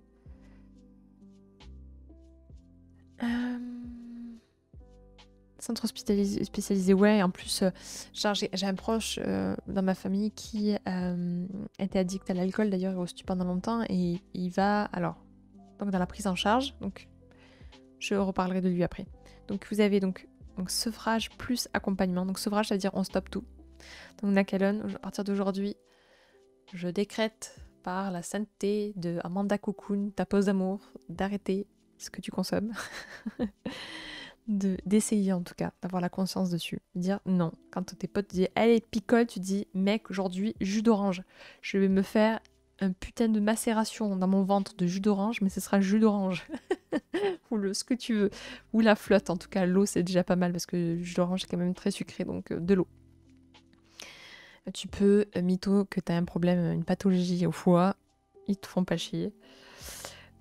Donc, sevrage indispensable, plus un accompagnement. Et accompagnement, donc c'est avec un psychologue ou un psychiatre. En collectif, ça peut faire rire certains, mais oui, être en groupe, dire bonjour Nakal, j'ai arrêté de boire. Ouais, ben, se retrouver avec des gens. Et c'est ce qu'on fait là, sur cette page-là aussi, et sur le Discord, pour les personnes qui veulent nous rejoindre, c'est se retrouver avec des gens qui veulent aller mieux, tout simplement. Et parler des problématiques que d'autres personnes comprennent, parce qu'ils vivent la même problématique. Et petite isronade. J'aimerais bien rester sobre une semaine de... Ça sera possible, alors. Alors... Ouais, apparemment ça marche pas, c'est bizarre. Ah voilà, bah super. Merci Razorp, c'est vraiment adorable d'avoir fait ce travail-là. Un médecin spécialisé, tu peux en parler aussi à ton médecin généraliste en disant voilà, j'ai tout ça, je prends conscience qu'il y a ça qui va pas dans ma vie, sans honte, hein, c'est ok d'en parler. N'oubliez pas, on enlève la culpabilité, on enlève la honte que c'est lié de ça. Il y a plein de gens qui sont dans le même circuit. Entre une personne qui a genre par exemple tes potes qui sont alcooliques mais qui n'en ont pas conscience, tu les laisses avec leurs problèmes, mais toi tu as conscience que ça va pas. Et donc c'est là où c'est vertueux, c'est là où c'est sage et c'est devenir adulte en fait, c'est prendre conscience là où on en a tort et on se dit ok bon, je prends conscience de ça, qu'est-ce que je peux faire pour aller mieux? Et il n'y a aucune honte de vouloir aller mieux en fait. Et les personnes qui pourront te faire culpabiliser dans les environnements, par exemple, quand on va avoir un psychologue, souvent il y a des gens qui disent ah mais moi je veux pas y aller ou moi je me sens pas concernée, etc. Laisse-les, les gens qui se sentent pas concernés, qui ridiculisent les démarches de vouloir d'aller mieux des gens. C'est juste que eux-mêmes ne s'offrent pas l'opportunité d'aller mieux. Tout simplement. Donc,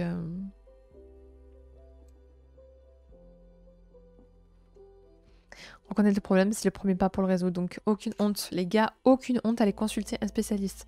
Moi, je suis allée voir un psychanalyste pendant un temps parce que j'avais tendance à trop culpabiliser ou que j'avais besoin de gérer aussi le deuil de mon père. Ça m'a servi le temps d'un temps. Si j'ai besoin d'améliorer quelque chose dans ma vie, j'irai consulter un psychologue, un psychiatre, un psychanalyste, selon mon problème, mon dosage de problème. Voir des coachs, voilà, c'est hyper important. Les addictologues, donc voilà, j'ai un proche à moi qui va voir un addictologue. Je sais qu'à l'hôpital de ma ville, il y a une partie en addictologie. Ils font genre mais des trucs gratos en plus, genre des séances de méditation, je crois qu'il y a du yoga même. Voilà, ils font du travail, de la communication et juste entre personnes qui vivent la même problématique, on leur donne ça gratos avec des spécialistes. Enfin, je veux dire, c'est génial quoi. Ou je crois que c'était 20 € l'année quoi. Enfin, un truc ridicule quoi pour payer le papier quoi, la photocopie quoi. Donc, c'est hyper important. Et puis écoute, Elsa TM, bienvenue à toi. Viens faire ton petit curieux, j'espère pouvoir contribuer à tout ça. Voilà, consulter comme un médecin généraliste, ils sont là, c'est des spécialistes, c'est des gens qui ils voient tout. Quand on va voir un médecin pour leur dire que ça va pas, ce qui est rigolo, c'est qu'on se dit, mais je suis la seule à être dans ce cas-là. Non les gars, vous n'êtes pas le seul. Parfois même les médecins s'en rendent compte que vous avez un problème ou que les autres ont un problème, mais que du coup ils n'osent pas juste se l'avouer ou essayer d'avancer avec ça. Oser en parler, c'est le début de la guérison. Donc il n'y a aucune honte à ça, donc prendre en charge. Donc en collectif ou auprès d'un spécialiste. Essayez d'être fréquent sur votre suivi, voyez, soyez consciencieux dans votre progression. Félicitez-vous, célébrez les petites victoires. Faites des psychothérapies. Et bien sûr toute la partie où on se prend en charge soi-même, c'est-à-dire qu'on va faire des petites actions dans notre quotidien pour nous apporter du plaisir. N'oubliez pas que votre cerveau, il était formaté, vous avez modifié sa capacité à la récompense. Vous avez modifié son système de récompense. Donc il va falloir que vous hackiez de votre côté, donc avec quelqu'un qui vous accompagne, avec pourquoi pas un soutien collectif, des groupes de partage, etc. C'est exactement, le cerveau, c'est comme un disque dur, ça se hack. Et en faisant des petites actions, donc te faire des plaisirs sains sur le long terme qui vont t'honorer. Souviens-toi, Nakalon, tu me disais que tu adorais cette question-là. À quel point tu t'honores. Fais-toi une petite action qui va changer un peu des choses que tu n'as pas l'habitude de faire, qui t'honore, et te dire, ok, célèbre, observe à quel point ça te fait du bien pour que ton cerveau refasse des connexions différemment de ce qu'il a l'habitude de recevoir. Les addictions, c'est surtout un combat contre soi-même. On a tous en nous une place à louer à l'addiction, quelle qu'elle soit. On a tous nos propres bourreaux et cette dépendance est présente car on le veut, qu'on se l'impose. Alors oui et non, Elsa. Donc je suis d'accord avec toi. Et non dans le sens où c'est tellement complexe, on l'a vu en amont dans le live, que les facteurs déjà de tomber dans une addiction varient tellement d'une personne à l'autre et sont tellement plus ou moins importants que c'est difficile de dire ouais c'est juste ta force intérieure. Oui, il y en a pour qui leur force intérieure va réussir à les faire dépasser ça. Il y en a pour d'autres où c'est un lavage complet du cerveau. Alors, j'étais en polytoxico pendant 8 ans avec des produits lourds et j'ai tout arrêté du jour au lendemain par ma propre volonté. Et ben c'est génial, t'as eu cette force-là. Malheureusement, tout le monde n'est pas... T'es un super exemple hein, pour le Nakalon qui vit justement, qui est difficile pour lui, qui est en train de vivre quelque chose de difficile. Donc c'est génial qu'il y ait... comment voir ce mental. Nakalon, encore une fois, ce que je te dis, on n'est pas tous logés à la même enseigne. On est tous plus ou moins sensibles aux facteurs qui va faire qu'on tombe dans une addiction et aussi triompher de cette addiction-là. Donc, on se déculpabilise, mais il va falloir que tu te fasses accompagner et que tu... Alors, qu'il y a des moments de craquage, c'est ok, on se déculpabilise, c'est pas le problème, c'est du cas par cas, voilà. C'est super, merci. Je suis trop contente d'avoir attiré quelqu'un comme ça sur le live qui peut partager son histoire. Si vous pouvez vous échanger entre vous, parce que Nakalon a un cœur brisé au possible et est tombé dans une addiction. Et voilà, j'espère vraiment que vous pouvoir contribuer. Et si vous pouvez, voilà, pour toutes les personnes qui ont su transcender ça, donner votre énergie à ça. Et Nakalon, toi peut-être dans un prochain live, dans 20 lives, peut-être moins, peut-être plus. Ce sera toi qui diras comme Elsa, genre mec, j'ai réussi à triompher, tu peux le faire. Donc, encore une fois, c'est Aide-toi et le 2 te le rendra. Ouais, merci Turlupon d'ailleurs. Le Discord dans le chat, les gars, si vous voulez nous retrouver sur cette page pour qu'on puisse se retrouver donc soit dans ma bio, soit dans le lien dans le chat sur le Discord où on parle ensemble, on s'entraide, on essaie d'avancer, on se fait du bien. Alors pas que sur des sujets lourds comme ça peut être sur des sujets très légers, mais c'est vraiment un terrain de bienveillance, d'écoute, pour se faire plaisir, pour voilà, rencontrer des gens qui ont cette dynamique-là, en tout cas, de vouloir aller mieux. Je vous invite à aller sur le Discord. Retrouvez-moi, je fais juste ma petite auto-promo, sur mes anciennes lives que vous retrouverez sur Facebook, YouTube, pardon. Instagram pour retrouver mon travail de photo. D'ailleurs, il y a de nouvelles photos qui vont arriver d'une femme sublime, que je vous conseille de rester là. Et vous avez mes actualités. Photos, pourquoi? Parce que je prends en photo des personnes que j'accompagne. Et pas que, mais aussi des personnes que j'accompagne, où je veux montrer le corps, à quel point il est magnifique, avec très peu de retouches. Donc voilà, vous y retrouvez, ça me ferait grave plaisir, et puis moi ça m'augmente mon référencement, donc vous savez, moi ça me touche beaucoup, voilà. Donc c'est toujours un plaisir. Et si vous avez un sujet important que vous voulez m'indiquer individuellement, donc au travers du Discord, d'Instagram ou de mon mail, vous pouvez envoyer un petit mail pour me dire voilà, j'ai telle problématique, ou un partage, ou peut-être un témoignage. J'ai des jolis témoignages aussi qui viennent, donc c'est un plaisir de vous y retrouver dans la team. Je pense que mon ex a été juste la goutte d'eau qui a fait déborder le vase. Ça va multiplier par 10 mes addictions, mais le problème était là déjà avant. Eh ben écoute, on va faire en sorte que tu t'en sortes, Nakalon, vraiment. Attention, en revanche, je pense qu'il est important de préciser qu'il y a un travail en profondeur à effectuer. Oui, complètement. Sur soi, certes, mais vraiment seul. La volonté, c'est juste quelque chose de très variable. Entièrement d'accord. Se reposer dessus, c'est très bien, mais il faut assurer ses arrières avec des experts. Exactement. Je t'envoie mes MP privés dans l'après-midi, si tu veux bien. J'aurais un truc à te proposer. Écoute avec grand plaisir. Amanda explique trop bien. Heureusement que tu peux aider, tu es un amour. Bah, c'est adorable. C'est un plaisir de pouvoir contribuer petit à petit voilà, sur cette chaîne. Voilà. Parce que j'ai des savoirs que je m'y intéresse et que je me dis que je peux très bien contribuer. Je suis pas psychologue ni psychiatre, mais en tout cas, je sais m'entourer de personnes qui m'apportent des éléments précieux. Je sais fouiller, chercher. Et je pense que j'ai une voix douce, c'est une énergie douce qui peut vous toucher le profond de votre cœur. Donc je me dis, voilà, si je peux vous aider, c'est avec grand plaisir.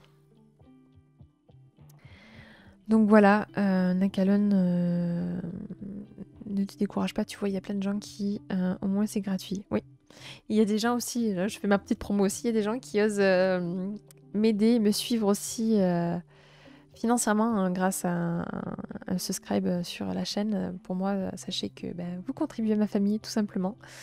Et moi, moi, ça me fait plaisir et ça me met de la valeur aussi sur mon travail. Donc pour toutes les personnes qui me suivent, qui me subscribent, et dans le temps, sachez que plus ça va aller, plus la communauté va s'agrandir, plus il y aura des moments aussi privilégiés pour les personnes qui se subscribent. C'est normal, hein, il va falloir que je...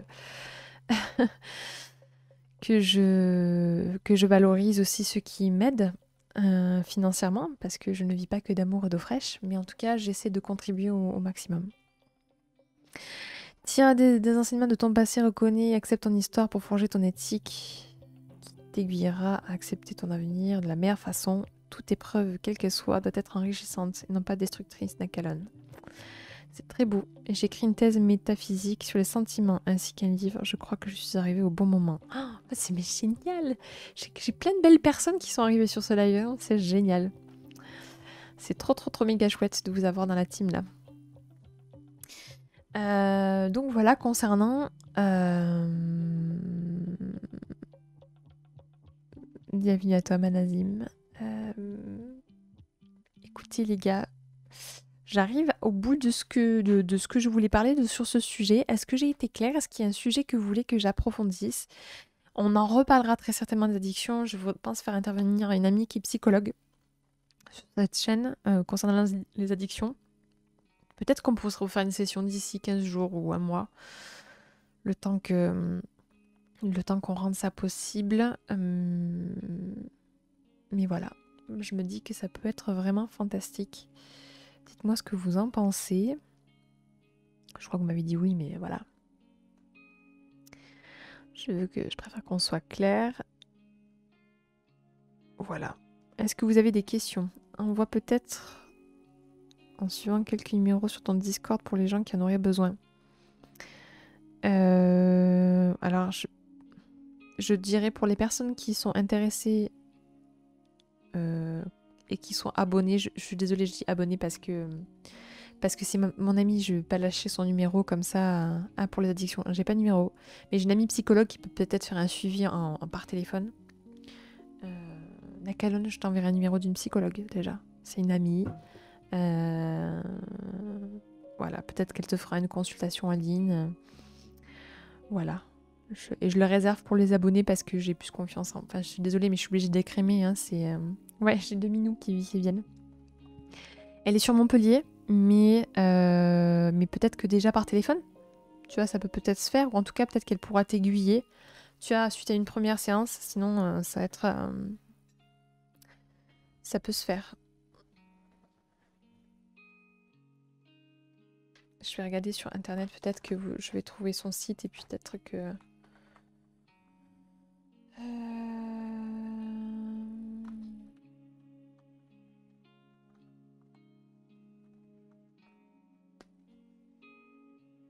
Voilà. Tchac. Regardez, j'ai son Doctolib. Je vous le partage direct. Tchac. Voilà. Si vous la contactez, je lui confiance à vous, en tout cas pour, voilà, pour prendre rendez-vous avec elle. Elle est fantastique, d'une ouverture d'esprit, d'un bonheur. Donc, en tant que psychologue, elle est phénoménale. Et en plus, elle est jeune. Donc, elle est d'une douceur aussi qui est phénoménale. Donc, voilà, sur Doctolib, je vous partage son contact, psychologue. J'espère que pour les personnes qui ont besoin, ne serait-ce que peut-être par téléphone, hein, vous pourrez peut-être fixer une consultation téléphonique ou peut-être en visio, vu que c'est dans la tendance. Et en tout cas pour une première séance. Alors, attendez, pourquoi j'ai... Il y a Citron. Hola, hola, ¿qué tal? Citron, bienvenue à toi. Je suis désolée, j'ai vu. Le chat est monté vite. Alors, j'aimerais arrêter fumer la clope électronique. Je suis addict, mais sans conséquences sociales et pro. Mais j'ai la flemme de subir le sevrage. Une idée? Bah alors, c'est ce qui est sûr, c'est qu'il faut que tu vois le plus le côté négatif. Il y a forcément un côté négatif à fumer ça, hein, je pense. Il y a quelques études qui étaient tombées il y a quelques années, donc je pense que c'est toujours d'actualité.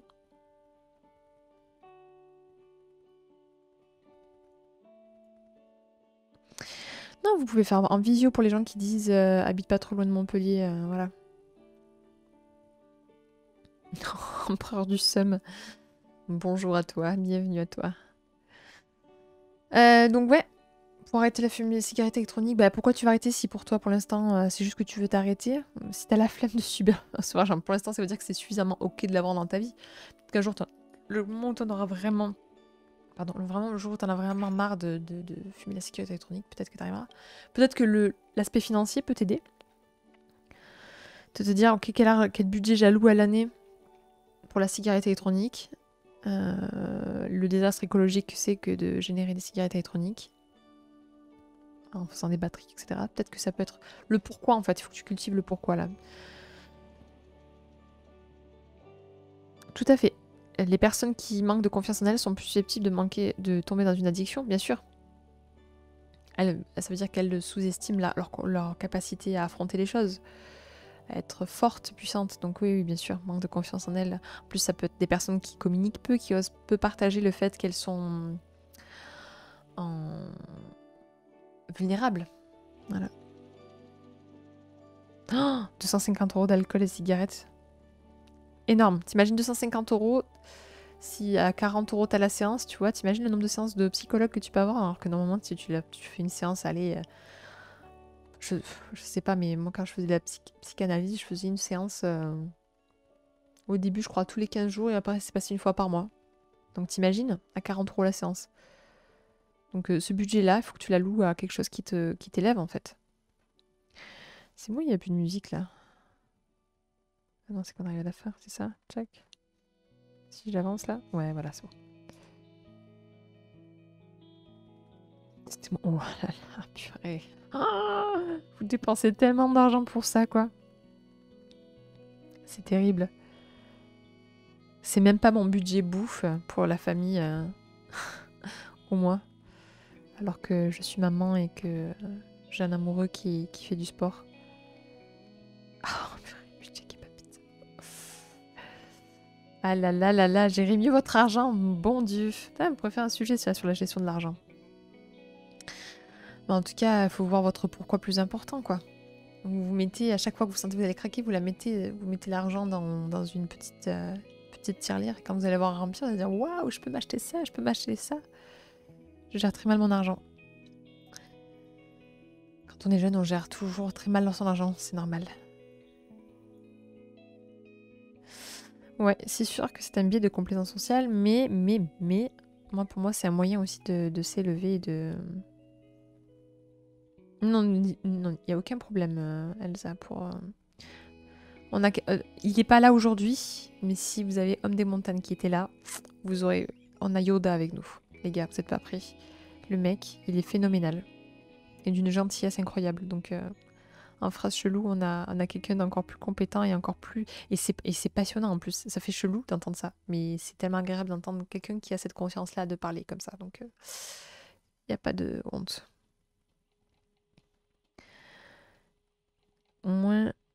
Je préférerais acheter du matériel informatique qu'un cigarette, ouais, c'est clair. 250 €, c'est 250 paquets de riz ou 30 paquets de tofu, ou bien 250 grammes de banane.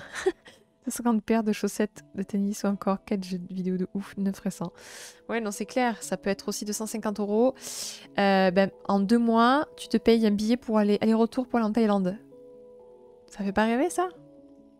500 € pour aller en Thaïlande, les gars. Et la Thaïlande, c'est le bonheur. Hein. Moi, ça a été une destination les plus belles. Et là-bas, avec 2 €, 3 €, tu te pètes le bide comme Jaja. C'est... Ouais, c'est ça. Il faut trouver soit l'élément déclencheur, soit un pourquoi suffisamment grand qui va faire que vous allez changer. Le pragmatisme de Degan. J'adore. J'adore, j'adore, j'adore.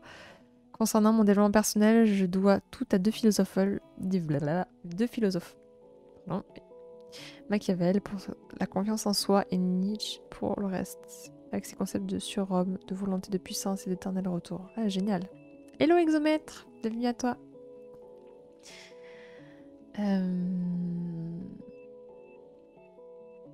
T'es la reine, là-bas tu te fais plaisir en Thaïlande. Tout est pas cher, ouais, c'est le bonheur. Oh, c'était vraiment... tout est pas cher et c'est juste magnifique. Enfin, moi je me suis sentie vraiment bien. En disant j'ai arrêté clope, drogue et je suis devenue vegan, faites comme moi. Waouh, génial. Ouais, mais c'est génial, tu peux être vraiment fier de toi, ça c'est clair. L'éternel retour vit ta vie de manière à ce que tu veuilles la revivre tellement à l'identique. Waouh, j'adore cette phrase. Vis ta vie de manière à ce que tu veuilles la revivre éternellement à l'identique. David, tu écoutes le live ou pas? Il y a une phrase qui est trop cool là. Une phrase qui est trop cool. Tu m'écoutes? C'est vis ta vie de manière à ce que tu veuilles la revivre éternellement à l'identique. C'est beau, hein? Franchement, là, si Homme des Montagnes était là, il pèterait un câble. Va sur le Discord des places là. Quand il la lira, il sera trop content. Merci Turlupon. Excusez-moi, je fais partager à mon amoureux parce qu'on adore ce genre de phrase. Il y avait une phrase que j'avais fait pour la fête des papas. Donc ma fille a 3 ans, donc on avait fait un petit dessin, j'avais écrit une phrase. Je crois que c'est de Bernard Werber qui dit si je dois vivre une autre vie, je voudrais que tu sois de nouveau mon père en fait. Et j'avais trouvé ça tellement cute, ça l'a fait pleurer et c'est pour ça qu'il faut lire Nietzsche. Ok, bah David, tu vois, il faut que tu lises Nietzsche. Comme quand tu vas aux toilettes. Je ne suis pas sûre d'avoir la blague. vegan. Ah, l'invitation au Discord. T'as vu Turlupon, ça m'avait fait la même chose. Et est-ce que... Regarde, Zahorp, va sur ma chaîne, t'as le lien en bio. Et dis-moi, quand tu cliques dessus, si ça fonctionne pour le Discord.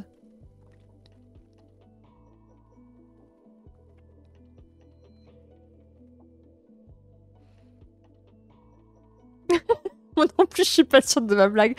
Mais moi, je l'ai pas comprise. Ce genre de blague où dans ta tête, c'est très clair. Au moment de la dire, ça n'a aucun sens. Et ouais, mais on avait fait ça. Mais... Et même sur le lien bio, ça fonctionne pas, les gars? Vous pouvez me confirmer? Il va falloir que je remette ça à jour, alors, du coup. D'accord. Pourquoi pas, hein. Après tout, le temps aux toilettes, c'est peut-être un temps à louer. Nous, on a une Game Boy. On a des livres, d'énigmes pour se faire plaisir. Voilà. Chacun son kiff.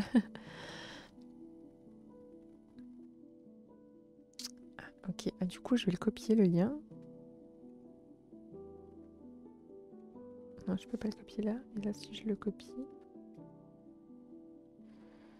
Copie le lien. Check.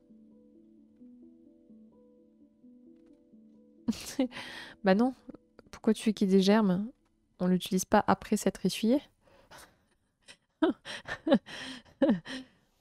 Tu t'assois, tu fais ce que tu as à faire et puis tu appuies sur les boutons. C'est comme n'importe quoi. Puis tu ranges la Game Boy et après tu te nettoies. Je sais pas comment tu l'utiliserais autrement. On peut être addict à une personne. Oui, c'est ce que je te disais, Nakalon. Ah, si sur le lien bio, ça fonctionne. Nickel. Bah alors du coup, pour toutes les personnes qui veulent aller sur le Discord, allez sur ma bio, il y a le lien Discord. Ou partager là sur Turlupon. Mais non, t'es pas puni, Razorp.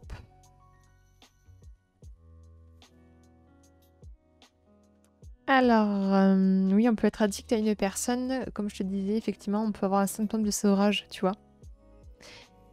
À bientôt, 25. Au grand plaisir de t'avoir sur ce live.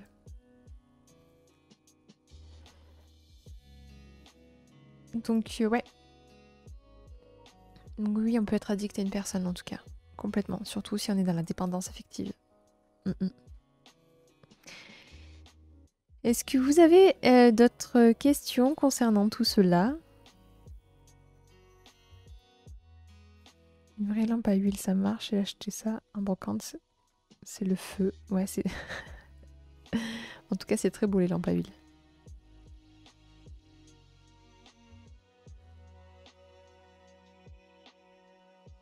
Miaou. Miaou. Miaou. Là. C'est très très calme. On est en train de finir le live en fait. On parle d'addiction, tout ça. Regardez-moi cette petite boubouille d'amour. C'est ma petite boubouille d'amour, c'est ça? Oui, mon petit ronron. Merci Sengos. C'est génial de nous suivre. Bonjour le chat. Miaou miaou miaou miaou. Merci beaucoup pour les subs. On va bientôt avoir... Ah mais les gars, on va peut-être avoir une nouvelle émoticône. Ce serait le feu. À force. Bienvenue à toutes les personnes. Même si on arrive à la fin de ce live, malheureusement, sur l'addiction. Ce qui ne me suit pas nous rend plus fort. Donc, est-ce que vous avez des questions sur les addictions ou est-ce que je peux clôturer ce live? Juste petite, en attendant le temps que vous me questionnez. N'oubliez pas que dimanche soir, donc entre chaque grosse thématique, alors jusqu'ici on parlait de... Donc, le premier mois c'était sur la confiance en soi, l'amour de soi, même si ça reste toujours l'élément crucial de cette chaîne. Le deuxième mois, on a parlé sur tout ce qui avait rapport avec le couple, l'amour, le genre, l'orientation sexuelle, blablabla, tout ça. Là, on a parlé d'addiction parce que c'était un sujet qui était important pour certains membres et du coup, j'ai voulu le placer à la fin de cette thématique-là. Le mois d'après, on va parler sur la gestion d'énergie, cette capacité en tout cas à trouver le feu intérieur, etc. Ça va être la grande thématique. Mais entre, je place toujours des petits lives plus légers. Et dimanche, on parle, ça va être la thématique sur le paranormal ou des événements en tout cas extrasensoriels que vous avez pu vivre ou que vous avez eu écho. L'histoire s'est donné des petits frissons. On se dit, ah, tiens, il s'est passé ça, vrai ou pas vrai, on s'en fout. C'est un sujet plus détente. Un partage d'expériences, miracles, tout ça, voilà. Donc, je vous donne rendez-vous dimanche soir à 21h pour parler de ça.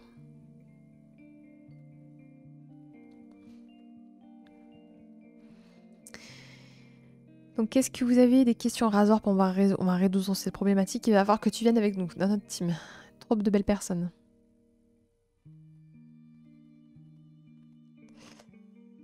Merci pour toutes les personnes qui ont follow, hein, qui se sont greffées à cette chaîne. J'espère contribuer tout au long. Voilà, mais on est nombreux, dis donc. J'espère vraiment contribuer, en tout cas, au maximum, avec beaucoup, beaucoup, beaucoup d'amour à tout votre petit cœur. Eh bien, écoute, Razor, avec plaisir. On va pouvoir papoter de ça. Oui, Twitch ou Instagram, parce que sur Twitch, il se peut que je sois pas très efficace en MP. Je vais les regarder à la fin ou au début de mon prochain live. Mais envoie-moi plutôt sur Insta si possible. Parce que sur Insta, je suis fréquemment. Ou par mail, hein, il y a le mail aussi. Je l'ai direct en pop-up sur mon téléphone. J'ai vu l'esprit de Napoléon. Il m'a dit de conquérir l'Europe. Je fais quoi du coup? J'hésite encore. Vas-y, conquérir l'Europe. Vegan au pouvoir. Ouais, voilà, il y a l'email. Merci Turlupon. Ah oui, Insta, ça marche aussi, parce que je suis très présente sur Insta. Et vous verrez mon travail de photo de gens magnifiques.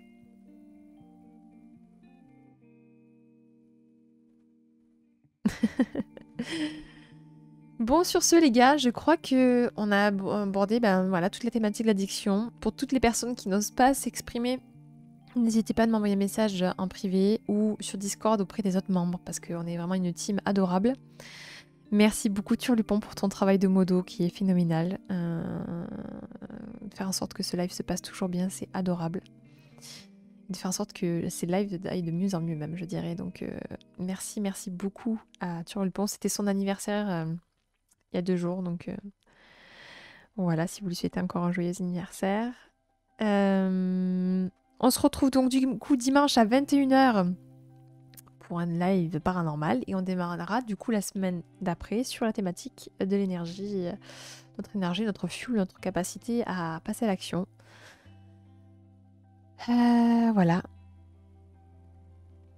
Merci huissier justice, c'est un bonheur t'avoir, j'ai adoré ton humour aujourd'hui, c'était un bonheur aussi. Random Bernardo, écoute, c'est un plaisir aussi de t'avoir sur ce live, Razor Possi. Passez un bon vendredi, bon plaisir, prenez soin des courgettes et des asperges, tout à fait.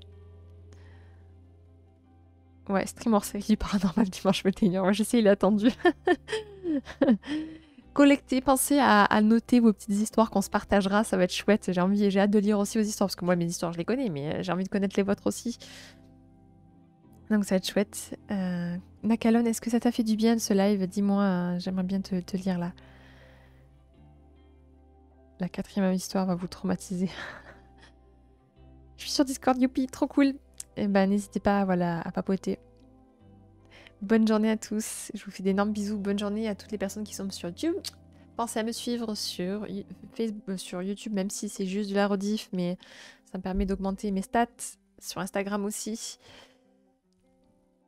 Ah, ok, ça te fait du bien de parler de tout ça, ok. On t'envoie un wagon d'amour, Nakalon. Et pour toutes les personnes qui sont dans des addictions, qui n'arrivent pas à se dépêtrer, je vous envoie un énorme wagon d'amour et de courage parce qu'il va vous en falloir.